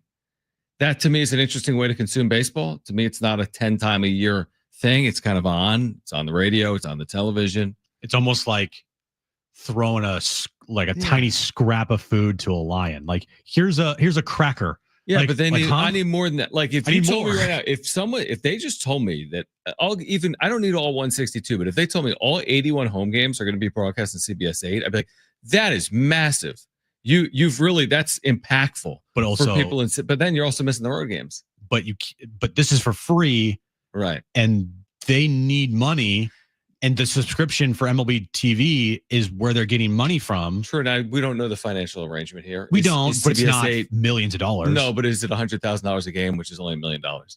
But you know what I mean? Maybe. In the reason I'd be an advocate for them putting all their games on CBS 8 is, maybe that is a way for them to create additional revenue. Yeah, because back in the day, they were on Channel 4. Right. Remember and they were getting a rights fee. Yeah. So Channel 4 was like the before old Bally's. School. Yeah, before Bally's, and Fox Sports San Diego. Well, I remember Fox Sports San Diego before Bally's. Yeah. Yeah. And then it all went under because Bally's was incompetent. I mean, that was one of the worst. Bally's good. Was awful. It wasn't. Like, thank God for Don and Mud, because without them, that oh man. And I really liked Pomeranz and Sweeney as well. But anyway. Me too. Annie, yeah. I mean, look. 10 games for free. Like you said, it's better than nothing. It's better than nothing. Now, again, I don't watch it. Again, if I was a football fan, use the Chargers. If someone told me the only way to watch the Chargers is by paying, $300 Sunday ticket, only way to watch. But now there's a new deal where I can watch October 15th and December 15th. You get 2 of these 17 Chargers games. Like, well, okay, that's better than none. But what about the other 15? Yeah. It doesn't tell the whole story. Again, better than nothing. Will there be eyeballs on CBS 8 those nights? I'm sure there will, because people go through the dial and they're, oh, Padres are on. Yeah, it's unfortunate that there's not like a NBC San Diego. Right, like you'd see Philadelphia, Bay Area, other markets. Yeah. Again, that was our Fox Sports San Diego for that 10-year period or whatever it was. Bally's went under, so. And this is happening in other markets, because the same thing in Phoenix with the Diamondbacks. There's other teams now that are dealing with something similar. Yeah, and I don't know if you could do an NBC San Diego like sports, because you're saying there's not enough. That's the issue. Yeah. But I feel like if I always would say, there is enough, because you have the viewers, you have millions of households. So the money is there, but then you could, a combination between like college athletics, professional athletics, SDFC, there's something in there. But we know Aztecs games right now. There's a rights holder. They're not going to be able to, if there were, like they're going to be on the CBS Sports Network. Yep. And then you're right. SDFC, there's a deal with Apple. Right. And so And Padres, there's a deal with MLB. Yeah. So there's not. It does. So I was a big fan. As a sports fan, I'm sure a lot of our listeners feel the same way. I know you do. I love regional sports networks. I love the idea of you just turn on this network and depending on the season, you're getting your team. Dude, when things were humming here, right. But the Chargers, they were kind of like 1 foot out the door. Right. Padres were irrelevant and they just sucked. But there was a time when Fox Sports San Diego was pretty good. Was going, yeah. And they had daily like roundtable shows. They, the Padres rights. They had like Q&As. Like it was a good network. They had a bunch of behind the scenes like videos. Hardwick and Richards. Yeah, that was on Fox Sports San Diego. This station was on. Loose Cannons was on some of those shows. Yeah, but I remember they had like a studio where like Kevin Acee and like Judson and Casa. I saw that studio. I went because that was the building right behind Petco Park, behind Gallagher Square. You know what I'm talking about? That beautiful building. Oh, I know. There's like a gym there. Too. Yeah, that's an unbelievable building. And you're right. They had that broadcast studio. Do they still use any of that broadcast studio? Well, no, because of how they do pre and post now. Yeah, right. Pre and post is at the ballpark. They used to do, and it's not to be critical of what they're doing now because whatever, things change. But they really had quality pre and post content. Mm-hmm. Longer shows, extended out, and then they still have some of it, and it's changed and things change. I get it. MLB.TV isn't a sports network. No. Like Fox Sports San Diego, but it certainly has changed. All right. If you missed Kevin Acee earlier, his thoughts on the start of the year. Also, his thoughts on what happens next for Xander Bogaerts if things don't pan out here in 2025 for Bogaerts and the Padres. Kevin Acee, our Padres insider, on the other side of this break. Caleb Davis, San Diego State's new football general manager at 5 p.m. It's John and Jim.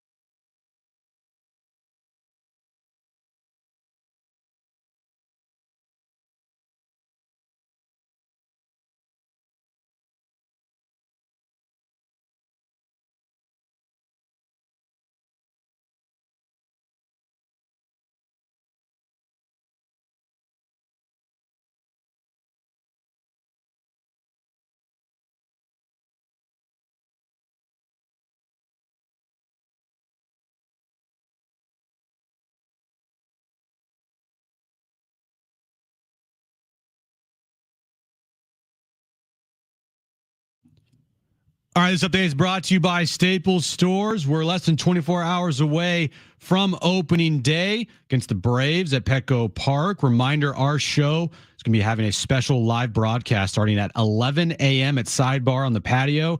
As you're making your way to the ballpark, come on by and say hi to us. And tonight, SDFC Midweek Live at 6 p.m. right here on San Diego Sports 760. And this update's been brought to you by Progressive.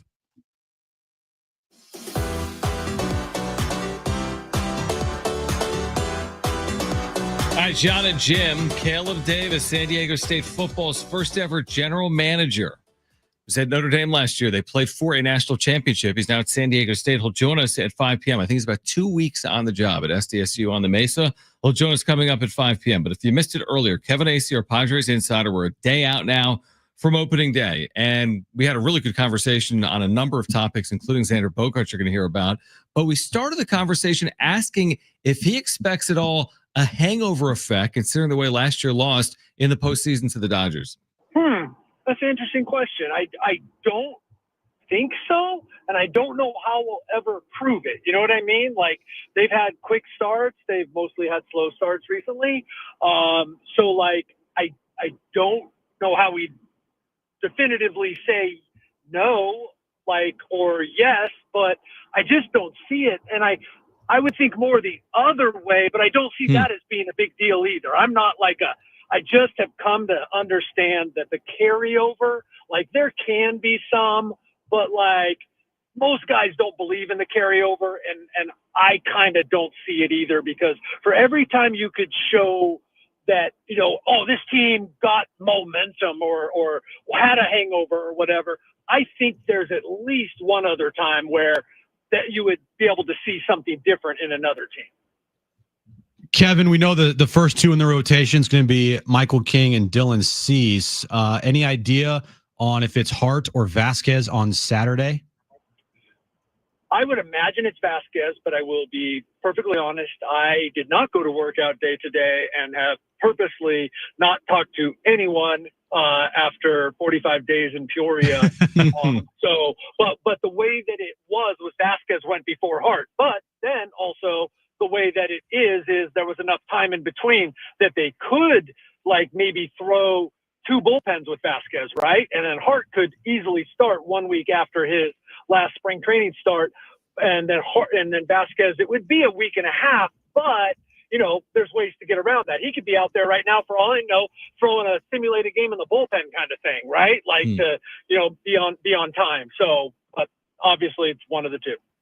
Kevin Acee is our Padres insider. Just speaking on what we believe the roster to be, and we've touched on this with you, I'm sure, a number of times, but are you surprised at all by any of the decisions that apparently have been made here, whether it's with fourth and fifth spots in the rotation, final bench piece, final piece in the bullpen? Has anything surprised you coming out of spring or not?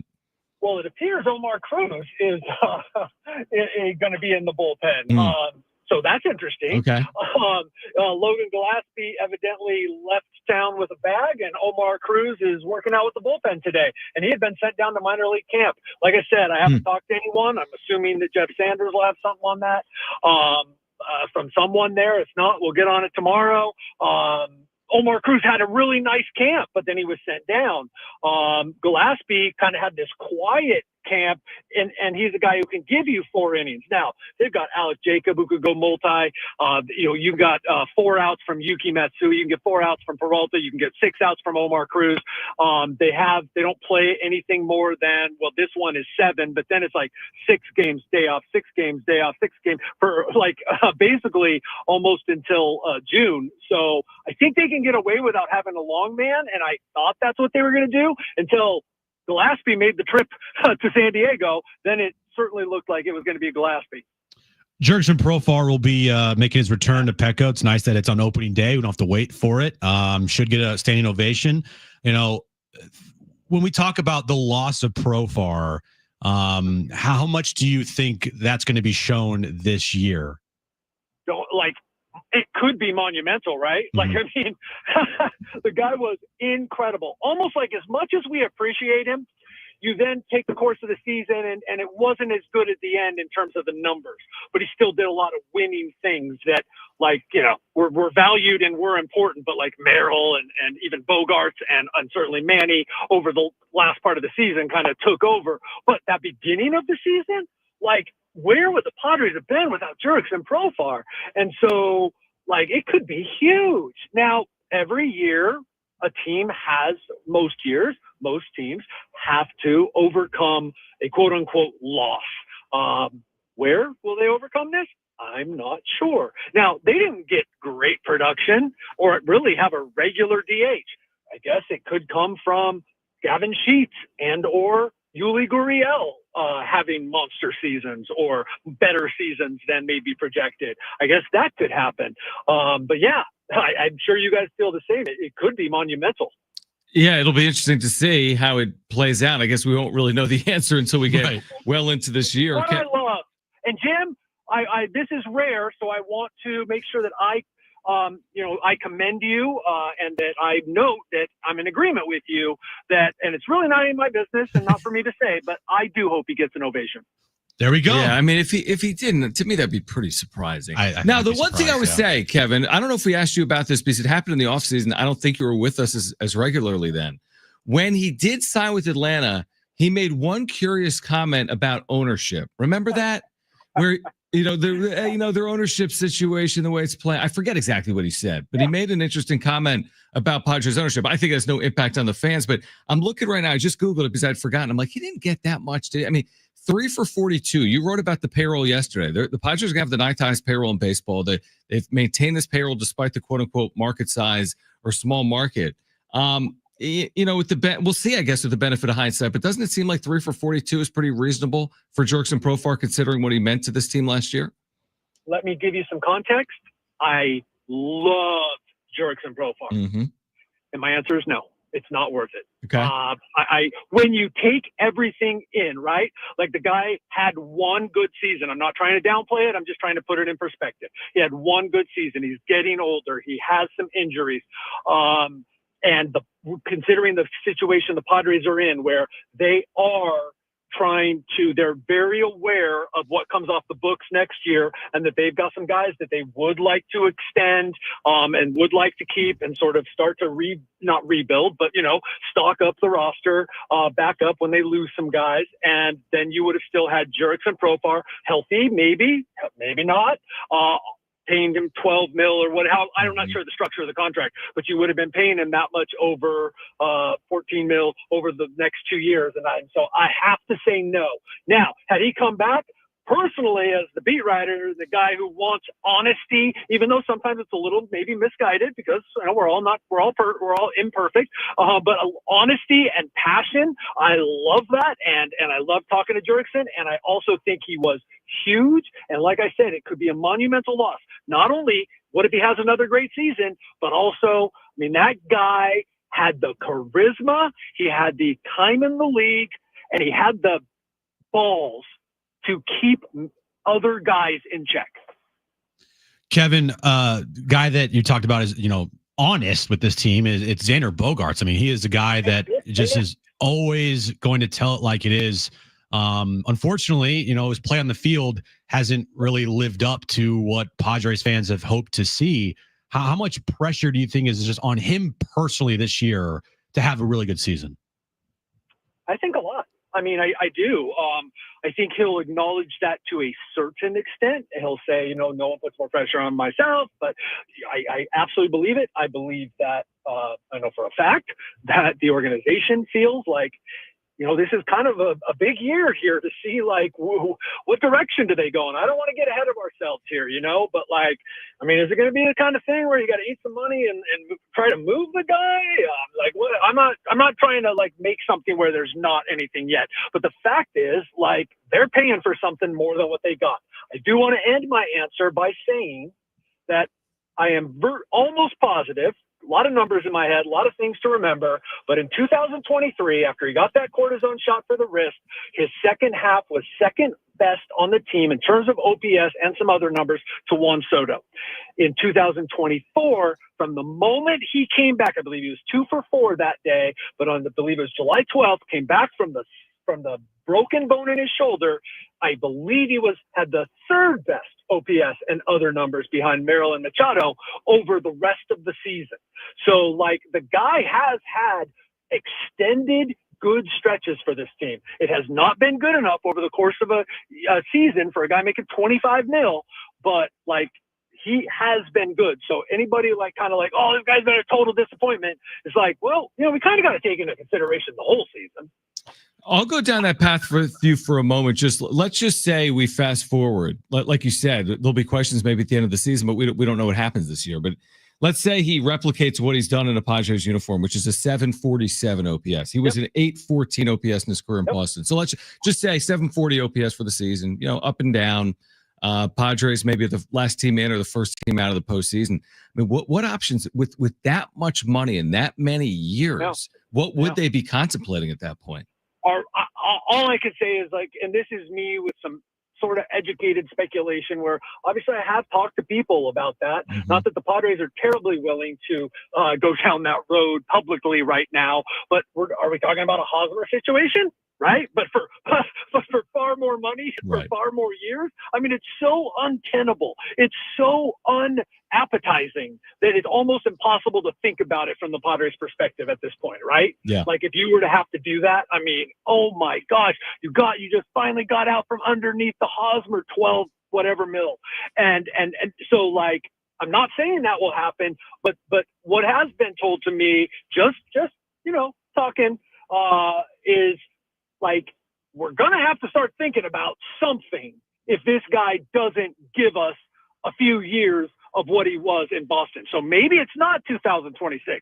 Maybe it's 27, right? And then the shorter the contract gets, right? But, like, at some point, not terribly distant in the future in terms of years, you've got, if he isn't that guy, yeah, you got an issue, because, like, 12 mil's better than 25, I guess. But, you know, but then you also have to replace that 740 OPS, which is not worth 12 mil. It's worth half that probably. So, like, if Jake Cronenworth were putting up a 750 all the time, you'd be like, okay, you know what? That's great. Mm-hmm. And so, but Xander Bogaerts, no, not good enough. Kevin, love the insight and the perspective. Enjoy covering another opening day, and then we'll catch up with you to react to opening day on Friday. Right on.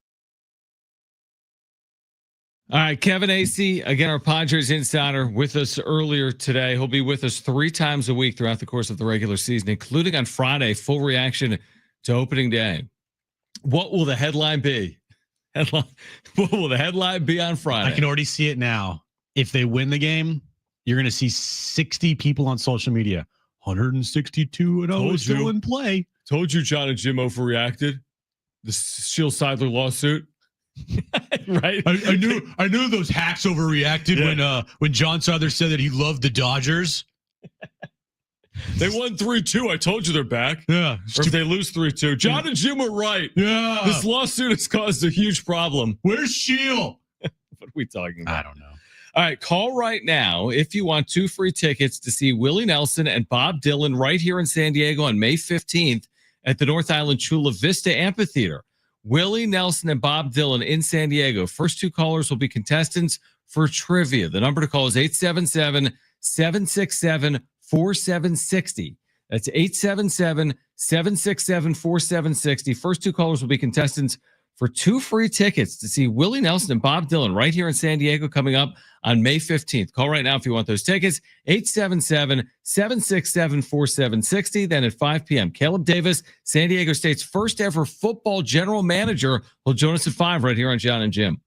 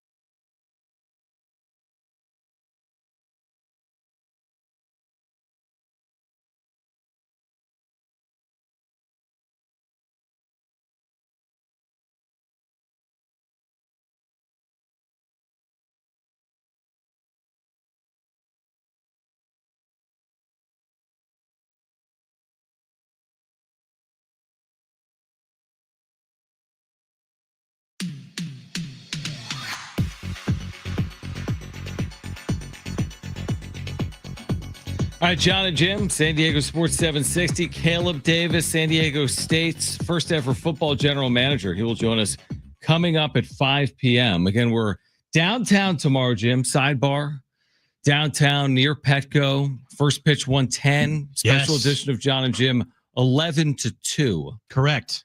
So join us tomorrow. Swing by, say hi. We'll be outside on the patio. You can just say hi. Say hi. I'm the one that is taller than Jim.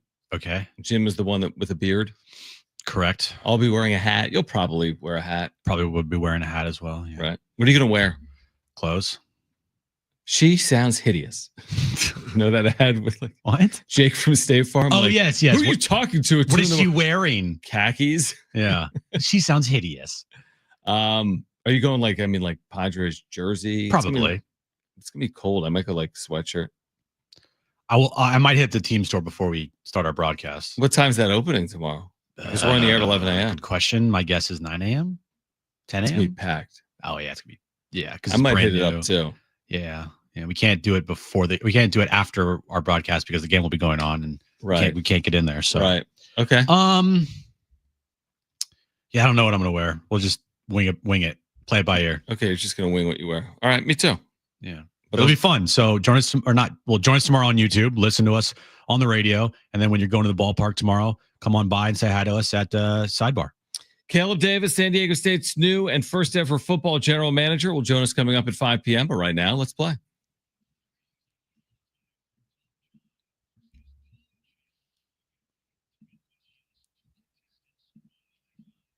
All right, 3 questions, 2 contestants, 1 lifeline. Today's 2 contestants are Todd and Tony. Todd, you called in first. You have your choice of John or Jim. Who do you want to go with? I'm going to go with Jim.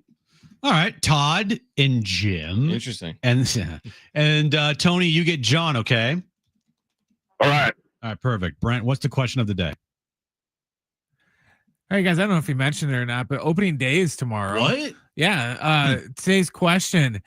Tell me, who are the 10 most valuable MLB teams according to Sportico? Sportico told us who the 10 most valuable Major League Baseball teams are. Tell me any of the top 10. All right, Tony, you're up first. What is your first guess? You have a lifeline, which is John, if you want to use it. Let's go Yankees. Yankees. Good On the guess. list. On the list. Todd, you're up next. What's your first guess? You'd have a lifeline if you want to use it. Dodgers. Dodgers. Also on the list. Tony, back to you. Second guess. You have a lifeline if you want to use it. What do you got? I'm going to say the Red Sox. Red Sox. Good guess. Yep. Todd, back to you. What's your second guess? You do have a lifeline if you want to use it. Boston Red Sox. No, the Red Sox were just said. So pick another team. Oh, sorry. You have Atlanta Braves. Atlanta Braves. Okay. Atlanta Braves. Oh, wow. Okay. Okay. Tony, back to you to go 3 for 3. You do have a lifeline still. What is your final guess? My final guess? Yep. Lifeline. Okay, lifeline. It's me. That is you. John. I will go with another team in New York. I will go with the New York Mets. Okay. Do you take that, Tony? Yeah. All right. There we go. Todd, back to you. Final guess to send this thing to overtime. You do have a lifeline if you want to use it. What do you got? Let's use that lifeline. Okay. There's 2 teams in my head that I'm thinking of, and they both haven't been said yet. One of them is a little riskier than the other. Let's hear him, because in theory he's only gonna. Well, I can only hear one, I guess. You can only hear one. I'm gonna say the San Francisco Giants. Okay. Do you take that, or do you have another guess, Todd? I like that. Let's go with it. Boom! What was the other team in your head? The Cubs. Cubs on the list? Okay, and there you go. Wow, look at you. That was just very Who smart else of would me. be on that list? I would guess the Angels would be on that list. No. You're wrong. You're an Phillies? idiot. Yeah, maybe. Yeah. So there's one other team? It's not the Padres. 2 other teams. Texas Rangers. You're an idiot. Pittsburgh. Okay. Pittsburgh Pirates. The Miami Marlins. The whatever A's. All right, so we're going to go to overtime right now. Brent, give us the rules of overtime and then the question of overtime. All right, guys, how overtime is going to work is I'm going to ask you a different question. When I'm done asking you the question, you'll yell out the name of your partner today, either John or Jim. Don't yell out your name. Whoever yells out the name of their partner first, you're going to win the game by getting the question right, or you're going to lose the game by getting the question wrong. You guys understand? Yes. Yes. All right, today's tiebreaker question. Who do the Padres play tomorrow? John. Oh my That's- gosh. Let's do another question. Oh, that Let's do was it. literally like tie. That was a tie. So Yeah, we can't do that. No, that was a tie. That was a tie. Okay, so hold on. We're putting in a second tiebreaker question. We're going to do this again. Stand by Okay. momentarily. All right. So Brent, give us the question. All right, guys, the second tiebreaker question. Are you guys ready? Ready. Okay. Who's starting for the Padres tomorrow? Jim. I heard Jim. Todd, what do you got? Mr. King.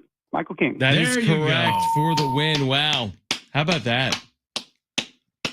That was like one of the first times we've ever had like a It legitimate was bang tie. bang. I didn't want to deal with it and go to the tape. or No, anything. we couldn't. It was so What, yeah. what teams were we missing on this list? St. Louis is Ah. number 10, and the Astros. Houston. Ah. Yeah, okay. Makes sense. Makes sense. All right. Congratulations to Todd because you are going to the Outlaw Music Festival. This will feature both Willie Nelson and Bob Dylan. This is at the North Island Chula Vista Amphitheater on May 15th. So congratulations. You've won a pair of tickets. And for more information or for tickets, you can visit Ticketmaster.com. Again, tickets and info at Ticketmaster.com. All right. On the other side, again, Caleb Davis, he has been on the job at San Diego State working with Sean Lewis for 2 weeks. He is the first ever general manager for San Diego State football. We're in a whole new world, right? With name, image, and likeness and transfer portal and revenue sharing. What does that look like for Caleb Davis, who last year was at Notre Dame? He's only 25 years of age. He's the first ever GM for San Diego State. So he'll join us on the other side. Again, we're getting you ready for Padres opening day, which is tomorrow downtown. We'll broadcast live special edition of John and Jim from 11 a.m. to 2 p.m. We'll get you ready for SDFC this weekend as well on Friday. Jake Zivin, friend of the show, MLS Season Pass, will join us coming up on Friday. But on the other side, Caleb Davis, San Diego State's first ever football general manager. He'll join us next.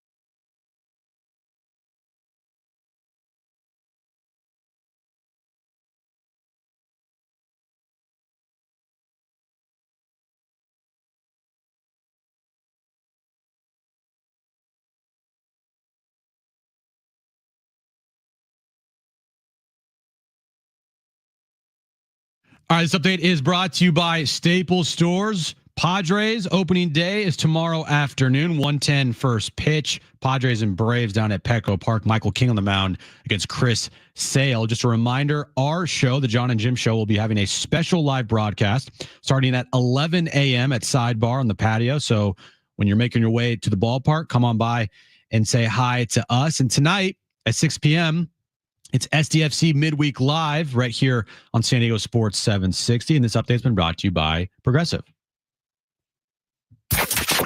Getting you all set for that drive home. Let's just start the show. Here's John and Jim. All right, San Diego and Southern California, what's going on? This is the final hour of John and Jim. We are here until 6 p.m., and we've been letting you know that we're going to have a special guest with us here right now in the home of the Aztecs. We have Caleb Davis with us. He is San Diego State's first ever football general manager in this new world of college athletics. Spring football well underway for San Diego State. It won't be that long until they're back in the field in a regular season game against Stony Brook at Snapdragon Stadium coming up in late August on August 28th. But Caleb, first of all, congratulations. It's only been a couple of weeks, right? And thanks for hopping on. Yeah, man. Thank you guys. First off, John and Jim, thank you guys for having me on. You know, I'm fired up to be here, fired up to be in the great city of San Diego. So appreciate you guys. Well, there's a lot to get into. We're excited for you and to have you with us as well. But tell us about how this comes about, because a year ago, you are the director of recruiting for Notre Dame. They make it all the way to the national championship game in the expanded college football playoff. Now you're the GM for football at San Diego State, working with Sean Lewis. How does an opportunity like this present itself and come about? Oh, man. You know, it's a blessing, first off, because, I mean, to start off, if your phone's not ringing, you're probably not doing a good job. So, you know, I've been blessed to be around a lot of really, really great people and mentors in my career. But, you know, it just one thing leads to another. I had certain people reach out. And then before I knew it, I was on a Zoom interview, meeting Coach Lewis for the first time. And then, I think 4 days later, I was out on campus for an interview. We felt each other out, kind of shared each other's visions, and realized, man, it was a heck of a fit. And here we are. It's crazy how it goes, but yeah, it's a lot of sharing each other's vision, a lot of phone calls, and just making sure we're all on the same page. So what does a general manager's job entail for what you do, Caleb? Yeah, so my whole pitch to this is, as I've been, you know, hammering down exactly what a GM is and what it does is, yeah, it's the roster management, the evaluating talent, the bringing kids in the portal, kind of helping build this culture. But from an outside approach is, my goal here is, you know, as we transition into the Pac-12, ensure that San Diego State is a leader in every single aspect. So what that means is, you know, it's my job to, you know, help fundraise to make sure we're taking care of our guys, but also make sure that we have a shared vision of, you know, our goal isn't to just play in the Pac-12 and be it, but our goal is to be the leader in the Pac-12.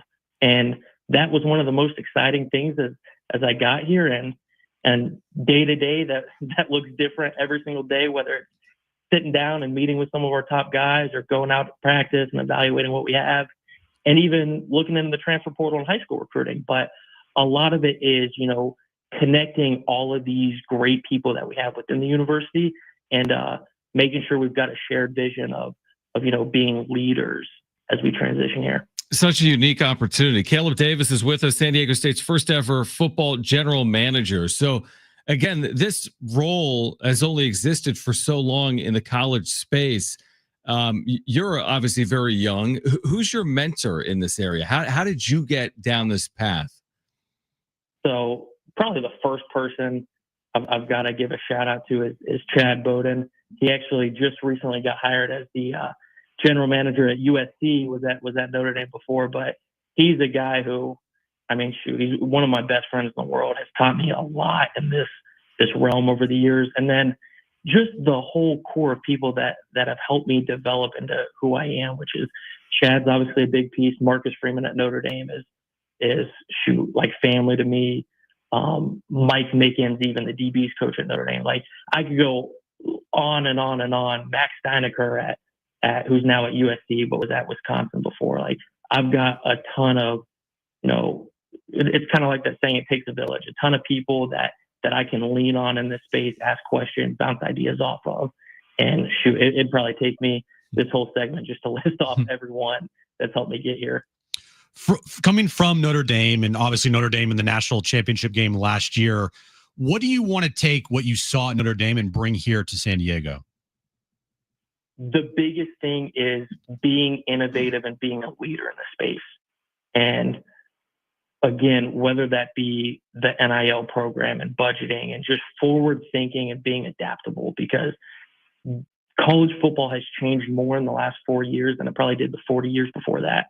And to be able to witness it firsthand, see the little tweaks that, some people are scared to change and some people are frightened by it. But if you can kind of see the changing landscape, adapt to it, and again, like I say, everything I'll say is being a leader in the new Pac-12. Like that's the goal, is take every little, curve that comes along on the path and find a way to overcome the challenges. And again, be innovative, be a leader, and be different in this space, and find a way to continue to make San Diego State one of the most special programs, not just around this area, but in the country, because it is a special program with special history, special tradition, in a fantastic city.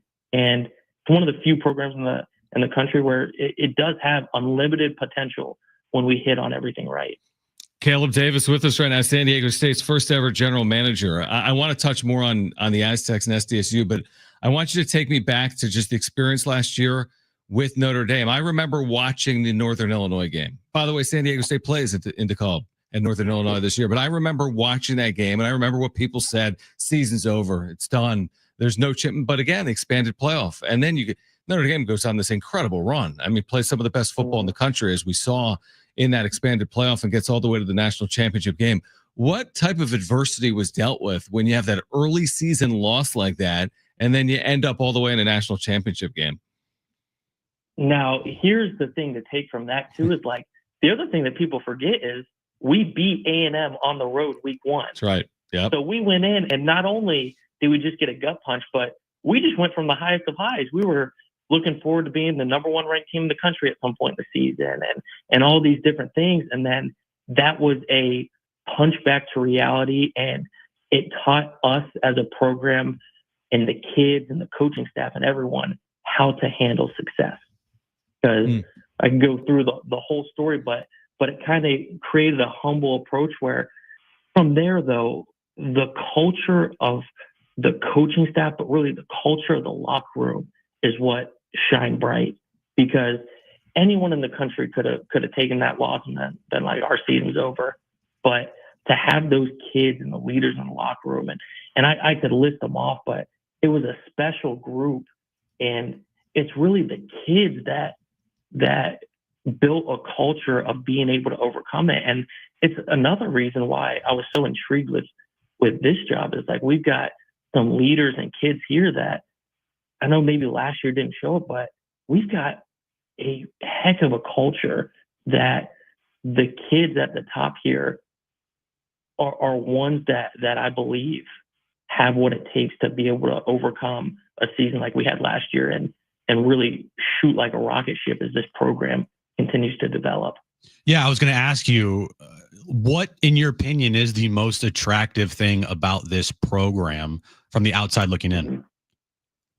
I would say 3 things. First off, like I already hit on, the kids we have on the roster. There's a special group here right now. It's a special culture, and from the top down, like I believe in this group of kids. But number 2, and probably the most important thing for me, was Coach Lewis and his vision. I actually had never known him before this process, but he was one who every single person I asked spoke super highly of him and believed in him. And I've kind of respected him from afar, being from Cincinnati and seeing his success at Kent State. But then when I got here, everything I do is I stack up. Again, I go 8 years back with Marcus Freeman. So love him, I love the way he runs things. And as I went through the interview process, every single thing that Coach Lewis did reminded me of how Marcus would run his program. And it was one where I took a step back. I'm like, man, just everything that Coach Lewis is doing, I see a special approach to it. But then the last thing, and really another one of the most important things is, yeah, I believe we can have success here, but it's a program in the new age of college football that this thing can just go crazy here in a few years because, like I said before, like San Diego State has unlimited potential. There's only so many schools in the country that have an elite location, elite local talent, great academics. We've got elite history. We've got 3 national championships in Division II. We got 3 NFL Hall of Famers, and you go through. The one thing that's ever held us back is the conference. And now as we transition into the Pac-12, again, this goal in my mindset, it's not to, hey, now let's try to win some bowl games as we transition to the Pac-12. It's, no, how are we going to slingshot this thing, be leaders, and reach our full potential of a program? Because this thing, when we hit it right, I think we're going to look back 3 to 5 years from now and be like, holy cow, I didn't realize what San Diego State really could be. Yeah, it's really well said. And of course, it's an elite stadium. It's Snapdragon Stadium here in Southern California as well. Caleb Davis, and of course, there'll be a spring showcase coming up in April for Aztec fans, which we're looking forward to. And Caleb Davis is with us right now, San Diego State's new and first ever GM. I like how you touched on Sean Lewis at Kent State. I don't think they've won an FBS game since he left, which speaks to how challenging the job has been. And I think I had someone tell me at one point, if you can win at Kent State, you can win anywhere. So I think Aztec fans are excited, obviously, about the direction of the program. So for you, it's only been like 2 weeks, right? You've been here a couple of weeks. Yep. You're getting your feet wet. What's your just initial feel for the roster? You're watching spring football play out. You're seeing some of these position battles come to fruition. Just what's it been like to watch this team to come together the last couple of weeks? Oh man, I'm fired up. I really am. And the biggest thing isn't even necessarily the talent, because when I came on my interview, I had already researched the team, researched the roster, just was the talent there and what did I think? But really what I've been evaluating more than anything is what's the energy. And this reminds me of some of the special teams I've been around where the leaders in the room, the most talented, the guys at the top, like they have this sense of family. They have a sense of off the field connection, but they also have a sense of competitiveness that it takes to win games. And it's been really, really special to feel the energy of the coaching staff, but really, like I said, the kids in the locker room, they're the ones who set the culture. I can bring in a million kids, but no matter what I do or no matter what any coach said, like the kids in the locker room set this culture, and we've got a chance to have a really special one. What do you think of San Diego? Is this your first time coming to San Diego in your life? Yes, actually. Until my interview, I'd never even stepped foot in the city, but Man, I love it. I love it. It's like I hit on everything about San Diego State. One of the rare places with unlimited potential. And this city, when we get it rolling right, and this program, again, I mean, nothing beats living in San Diego. You can't tell me as we're recruiting a kid, they'd rather live anywhere else than right here. No, it's an amazing place. I mean, it really is an incredible place. And like you said, its football history is so strong, the athletic history of San Diego State in general. And we're looking forward to it, whether it's this spring showcase coming up later in April or, again, the start of the season, August 28th. But, Caleb, congratulations on all your successes, this opportunity on the Mesa, this GM role. I'm sure we'll be talking to you throughout the course of the spring and summer and fall. But thanks for taking time for our listeners and for Aztec fans. And we'll do it again soon, all right? Absolutely. I appreciate you guys. That was great stuff. Caleb Davis, again, San Diego State's first ever general manager. On the other side, back to the Padres as they prepare for opening day tomorrow. We'll hear from Michael King on his expectations for tomorrow as we roll along here until 6 p.m. John and Jim.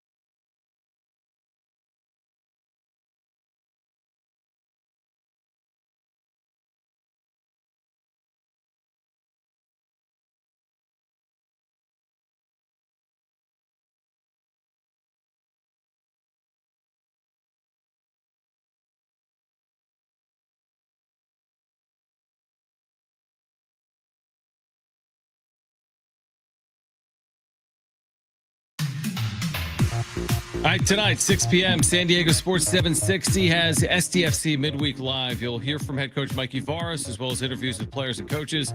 Find out the latest club and MLS information, hosted by Adrian Garcia Marquez and Darren Smith. SDFC Midweek Live every Wednesday at 6 on your home for SDFC, San Diego Sports 760. I have a stat for you. I like stats. And we'll hear from Michael King on his expectations for tomorrow. I like stats. What do you got? And we'll hear from Kevin Acey on Xander Bogaerts. I like stats. What do you got? What do you think the Lakers' road record is since getting Luka? I'm going to say it's average. Yeah. So let's say if it was 10 games, it would be 5-5. 5-5, right? 2-8. Ooh, they suck. Now he's missed time. LeBron's missed time, and they're in the midst of this road trip. We touched on this yesterday. They could still finish anywhere from like the 2 seed in the West to the 7th seed in the West, maybe even lower in theory if everything completely fell off the table. But yeah, they're 2-8 on the road. They're playing tonight in Indianapolis against the Pacers, but 2-8 on the road. Right now, as it stands, they are the 5 seed in the West. Okay, now the 5. All right. They are 2.5 games ahead of the Warriors. Okay. And they'll be a 5 3 games ahead of the Clippers for the 7th. Yeah, So they'll be a 5 seed or better. Right. Right. Yeah. I think, between the Lakers, the Grizzlies, and Denver, I think those 3 teams could definitely interchange. Houston somehow is good. I don't understand that, but they are, and they're the 2 seed in the West.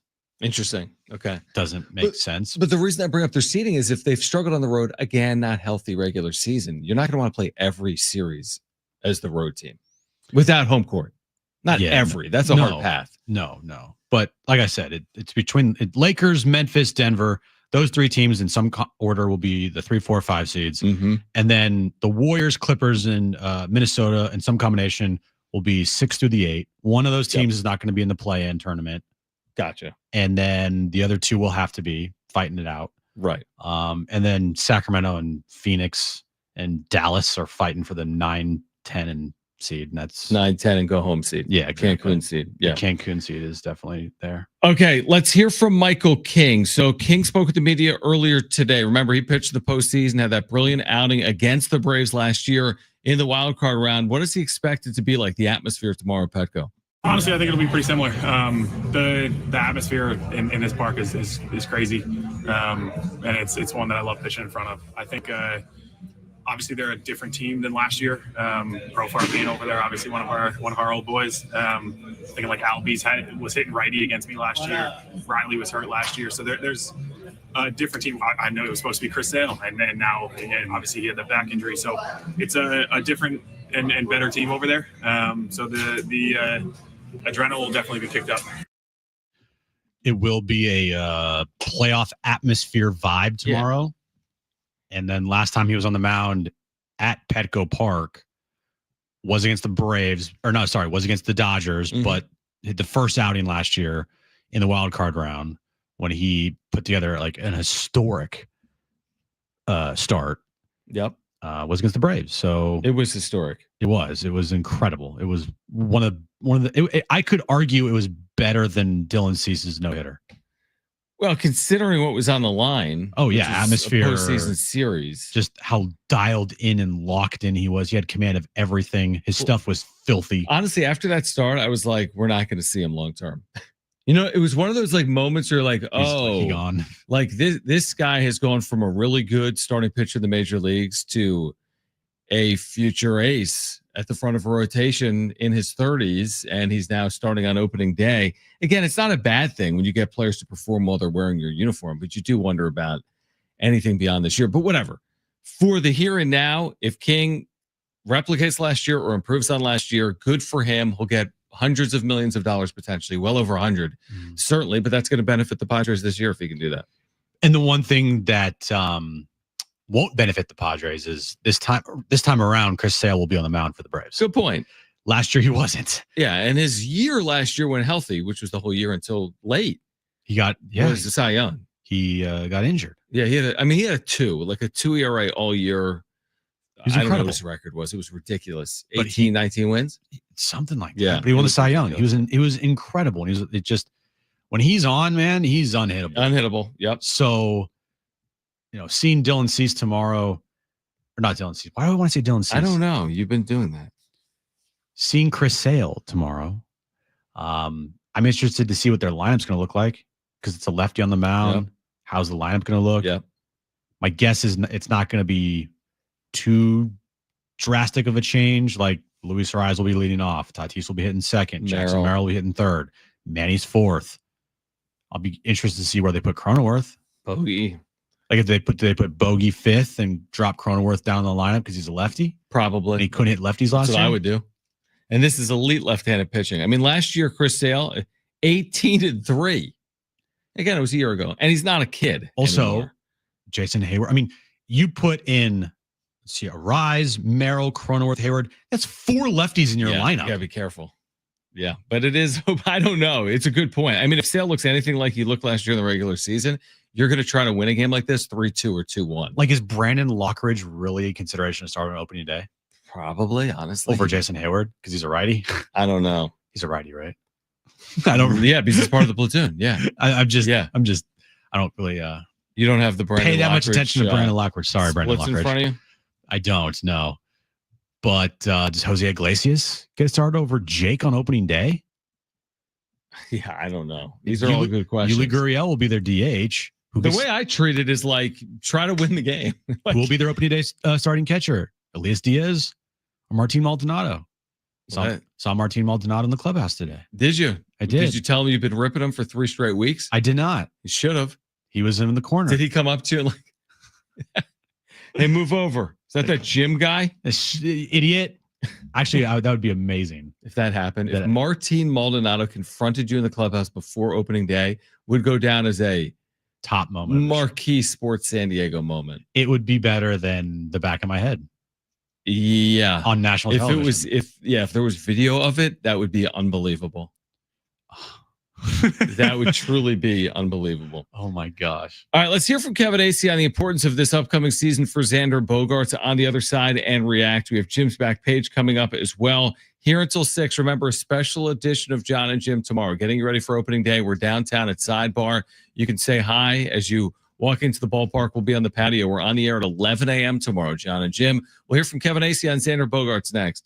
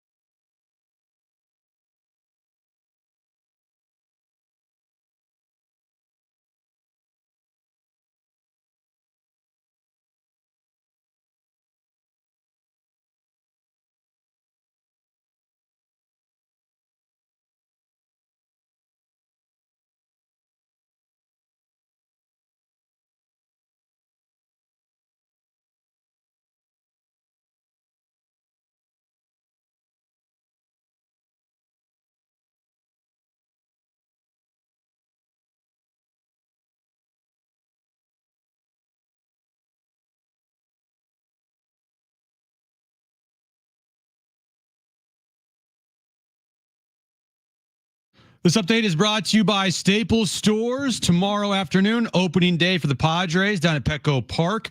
Braves and Padres. Michael King on the mound for the Friars against Chris Sale for the Braves. Just a reminder, our show, the John and Jim Show, will be having a special live broadcast starting at 11 a.m. at Sidebar on the patio. So as you're making your way to the ballpark, come on down and say hi to us. And we are 30 minutes away from SDFC Midweek Live with Adrian Garcia Marquez and Darren Smith. Listen right here on San Diego Sports 760. And this update has been brought to you by Staples.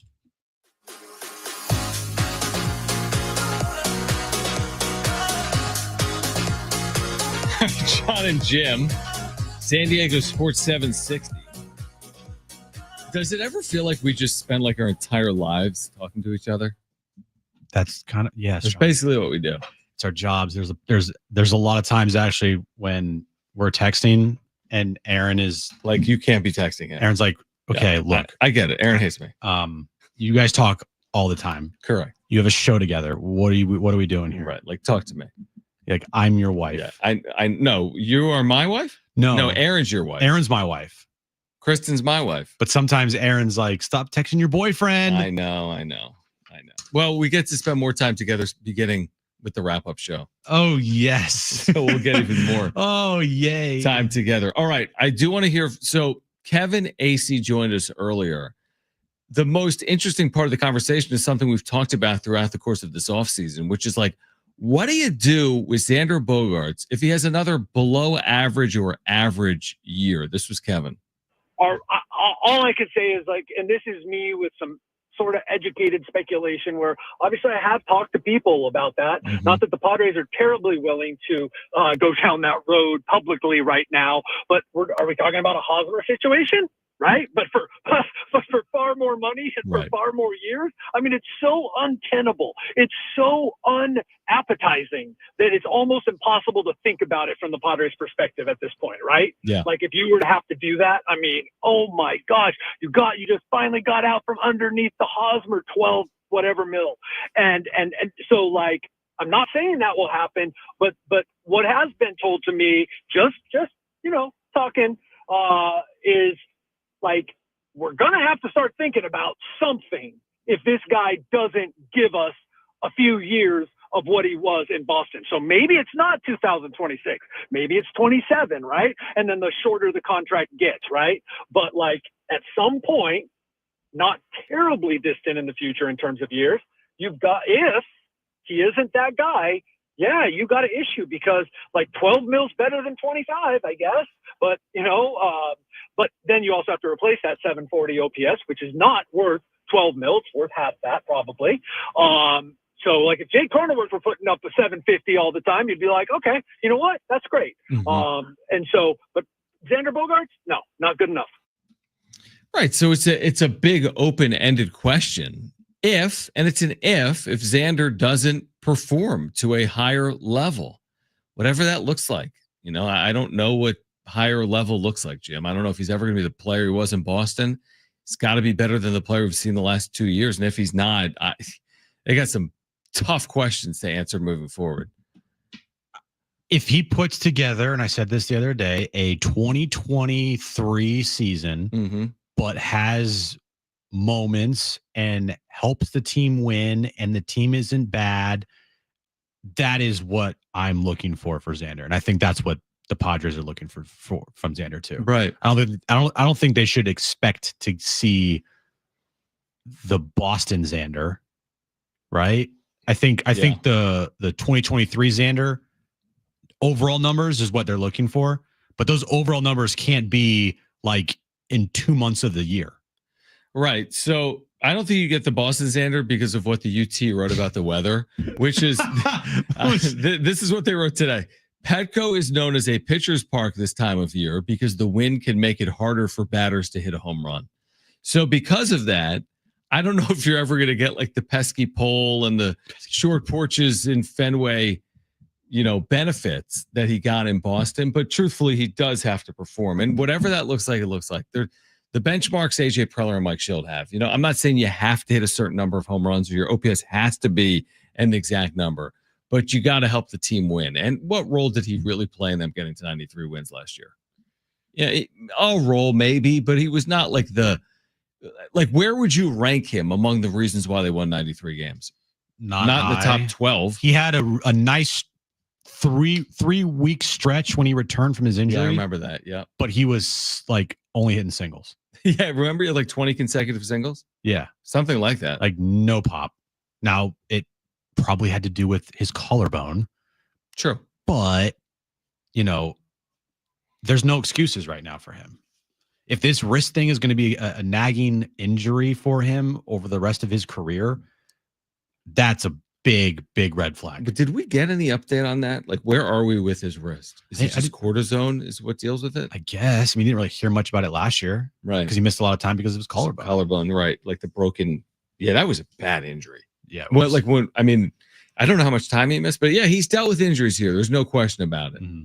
He's got to have a bounce back year for them. It is so crucial because if not, dude, you're asking other guys to step up, and those other guys are like Jose Iglesias, which he could, or Jason Hayward and Yuli Gurriel. That's not something you want to bank on. Like the career year for Bogarts in 2019. I mean, this is a joke. 33 homers, 117 RBIs, 309 batting average, 939 OPS. Obviously, that ship sailed. Who's that guy? But can you imagine if it was anything like that? I mean, the year before it was 23 home runs, 103 RBIs, 883 OPS. If Xander had that year and they missed the postseason, I'd still throw a parade because that is like a year that I can't even fathom him having in a Padres uniform. How about this? Add up his RBIs, and it's not the end-all be-all stat, but let me just do it anyway. Add up his RBIs in a Padres uniform in 23 and 24. It's less than 2018 when he had 103. It's less than in 2019 when he had 117. He's at 102 in 2 years. Again, he's missed some time. Yeah. And he hasn't produced. But he's also hitting the middle of that lineup a lot. And I remember in 2023, before September, when he went nuclear in a meaningless month, I think he was around like 45 something RBIs. Right. Yeah, you're right. He was. And he had like 15 in the final month. Yeah. And you're like, what? You're hitting fifth all year and you're not producing at all. If you can. Yeah. Like his splits for that September in 2023. Yeah, I can. It completely flip the narrative. Makes 2023, his overall numbers look like they're good. Yeah. So in September that year, he hit 418 in 26 games and he had 13 RBIs. But he had 418 with a 1,122 on base plus slugging. Somehow, now they were completely out of it. None of those games mattered at the end of the day, but that was 26 games. So it's like, to me, that month is like Jordan Poole averaging 23 points on the Wizards. Doesn't matter. Like Chris Paul hits 3 to pull team within 42. Maybe a little bit. Yeah, but it's like somebody's got to get some production in on the team, and it was Xander that month. But they were out of it. They had no shot, even though they won 16 of their final 17. To have the final be like they missed the postseason by a game. He has not hit 20 home runs in a season since 2021. So not just in San Diego, he didn't do it his final year in Boston either. He played 150 games. He had 15 home runs. Not that he's here to hit home runs. He was never, going to be a 500 home run hitter. That's not really the point, but you got to have some pop. I mean, they're paying him $280 million not to do what? It's very interesting to hear Kevin say that like they're already talking. They're just not like a legit conversation, but it's one of those like, hey man, what do we do if he does not start producing? Right. I don't think anyone has the answers because I don't think they want to go down the path. No, they don't. And you absolutely wouldn't want to go down the path after 3 of 11 seasons. To Kevin's point earlier, like, okay, if you do it after 5 or 6 years, it's still a tough conversation. Because these first 3, 4, 5 seasons were supposed to be the best. Yeah, this is what you were paying for. If you sign a guy to an 11-year deal and say the first 4 of the first 5 seasons are really good, 4 all-star appearances in 5 years. The 5th year, was a down year, but still really Yeah. good production. And then the final 5 years are like just constant decline. I think in the baseball contract world where these contracts are so long, you probably take that. Yeah, because you want it. You're paying for it up front. Right. But the other thing is, it's like the Machado deal.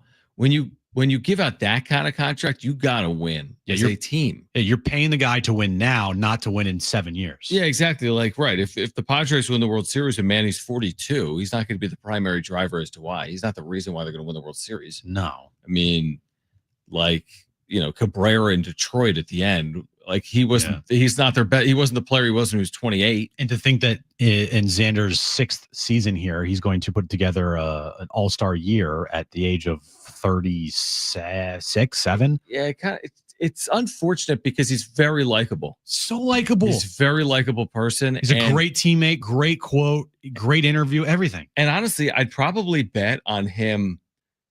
He's probably due for a comeback. He's probably due for a good year. He just probably is due to be better than he's been. I don't know why or how. I just feel like he's probably due for it. I think the Padres and internally they're scared about this because they're putting a lot on Xander having a good season. Like they are saying Xander's got to be an all-star for us. Mm-hmm. He's got to be an all-star. If he's not an all-star, that could be problems. Yeah, it could. All right, we'll be at Sidebar tomorrow morning, 11 a.m., leading up to first pitch, Padres Braves to open the 2025 season. We're on the air from 11 to 2. Special edition of John and Jim. We'll be broadcasting outside on their patio downtown near Petco. Come by, say hello on your way into the ballpark. We have Jim's back page for you that comes your way next on John and Jim.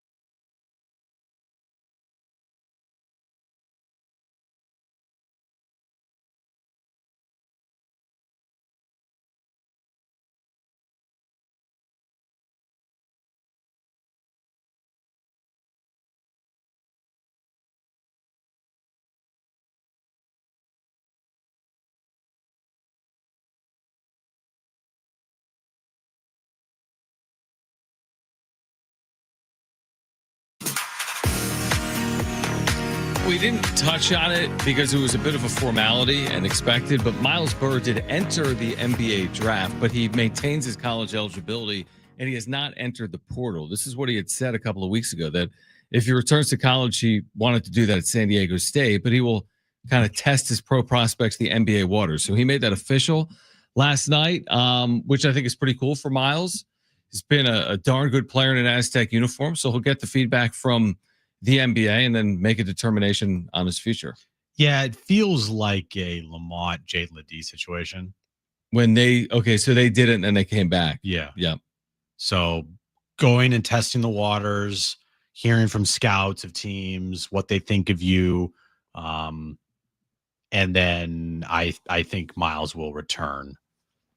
That's just my guess. Yeah, I really hope. I hope he does too, assuming he doesn't have an opportunity, in the NBA. If he's got an opportunity in the NBA, that's incredible. That's what all players are striving for. San Diego State's been able to develop guys and get them to the NBA. If it's not now, though, hopefully it's back at San Diego State, and then a year from now, maybe he has a chance to get to the NBA. Yeah, if he talks to 30 scouts and all 30 scouts are like, you're a top 10 pick. Well, then you go. Then he's leaving. But if they say, give it a year and you got a chance to be a first-round pick, then you come back and you give it that year. Yeah.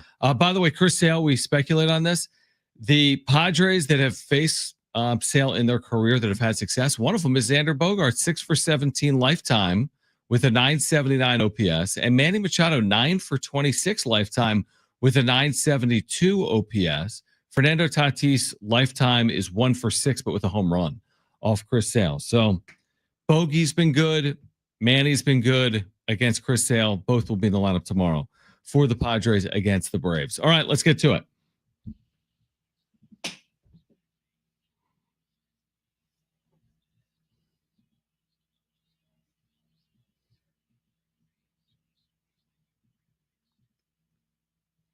Have we missed anything? Would you sit through how long was the Avengers announcement today, Brent? Like 5 hours long? I didn't watch all of it. I only saw the. Why did they make a 5-hour announcement? Here's what they did. So Avengers Doomsday is now in production. They are starting filming. And today they announced the cast, or a good part of the cast, which is very large. There's like 30 people. You wanted more? Yes, Wong. And it was very obnoxious how they announced it, because it was like studio chairs, like like the movie set chairs they have, and with the names of the people in the back of them. And every 12 minutes or 13 minutes, they would show another chair, and then another chair. And every time they would show a chair, they would play like the theme song of that person. And it took like 5 hours to announce. So wait, it took 5 hours to announce something for a movie that's going to be 2.5 hours? Yeah. That doesn't make any sense. But the cast is pretty elite, not going to lie. Was there a studio audience where people were reacting to it? It was live on social media, and people were like live reacting to it. Wow. And then what's your reaction? So the movie, they unveiled their cast. What else? That there's a date or no date yet. It ended with Robert Downey Jr., who will be playing Dr. Doom in the movie. But there was a couple cool, like, oh, that person's going to be in the movie, like old school X-Men and whatnot. So yeah, I'm just saying that today the Marvel announced the cast for Avengers Doomsday. And if you didn't watch the 7-hour live stream, good on you, because they posted like a 1 minute 36-second clip of all the cast members, and then that's what I watched. Robert it's like Downey. when they announced the new iPhone. Yeah. And the new stencil feature. No, just give me to apple.com. I can scroll and see all the new features. I don't need the 2-hour cliff video. notes. Yeah. Show me the sausage, not how it's made. So we talked about the Marlins yesterday. Of course. And their new cruise ship in center field that will blast off fireworks every time they hit a home run. Right. So 10 times. Exactly. Just tomorrow. Well, the Marlins, every team has a player introduction video, right? Yeah. The Padres, I'm sure, of course, production team is Toddy, Manny. Yeah. They've already made something, and it will be playing before every home game. Yeah, of course. The Marlins introduction 2025 video for every home game, they made it with AI. So saving money. They are that cheap that they didn't even have a production team make their hype videos for home Did games. you see it? Is it interesting at all? It's ridiculous In a bad way? in a very bad way. I need to see it after the show. Yeah, it's made by AI. There are, a bunch of players featured on it. Do they have 6 fingers? I can't really see. That's like a common AI Yeah. goof is they give people 6 fingers. But what a joke, right? Yeah, I'm looking at it right now.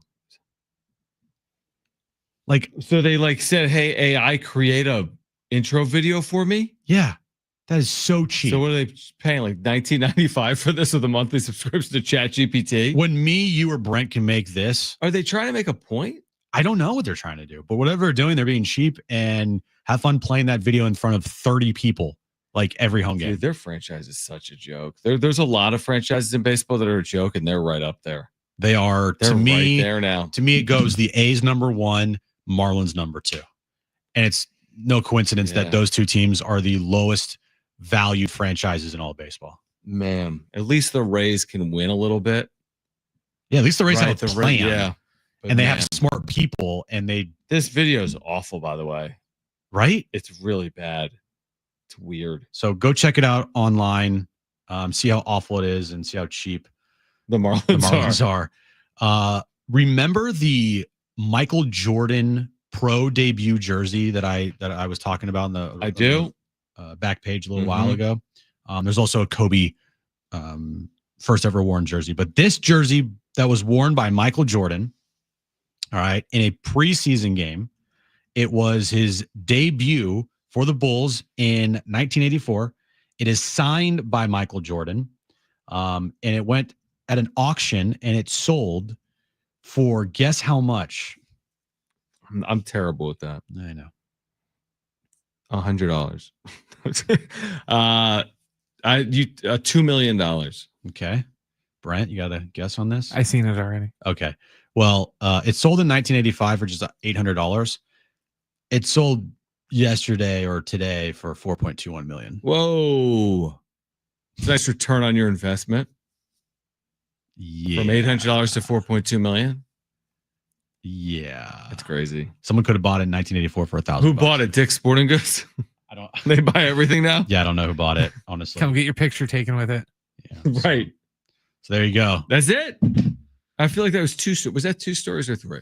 That was 3. Marlins. John. Oh, the Avengers, the end of the world, and the jersey auction. Avengers end of the world. By the way, the Marlins last year's open video was also made by AI. Oh, So they're doubling down on their cheapness. They're like, we don't need a graphics team. No. I thought you were going to tell me their intro video was all like opponents, like Paul Skeens, like fastball. Come on, and Shohei Tatis. Ohtani. Yeah, remember the 5-for-5 game? Against us, against that was us. great. Yeah, that's the intro video. All right, so the deal tomorrow is we're at Sidebar. We've got a special edition of John and Jim beginning at 11 a.m. Opening day in San Diego, 2025. Padres Braves. Here we go. It's finally back. We'll be on the air from 11 to 2 a.m. to p.m., not p.m. to a.m. 11 a.m. to 2 p.m. We'll take you up to first pitch, which is at 1:10 tomorrow. Downtown, back at Petco Park. It is here. We cannot wait. Padres fans, we've got you covered right here on San Diego Sports 760. John and Jim, of course, the wrap-up show as well. And we will see you tomorrow morning at 11 a.m. at Sidebar. We're outside on the patio tomorrow beginning at 11 a.m. If you missed anything today, including Kevin Acee, you can go to sportssd.com or the iHeartRadio app or iTunes or TuneIn Radio or Spotify. And we will see you tomorrow morning, opening day in San Diego. Sounds nice. All right, for Brent and Jim, I'm John. Keep it here at San Diego Sports 760. Okay. Bye-bye.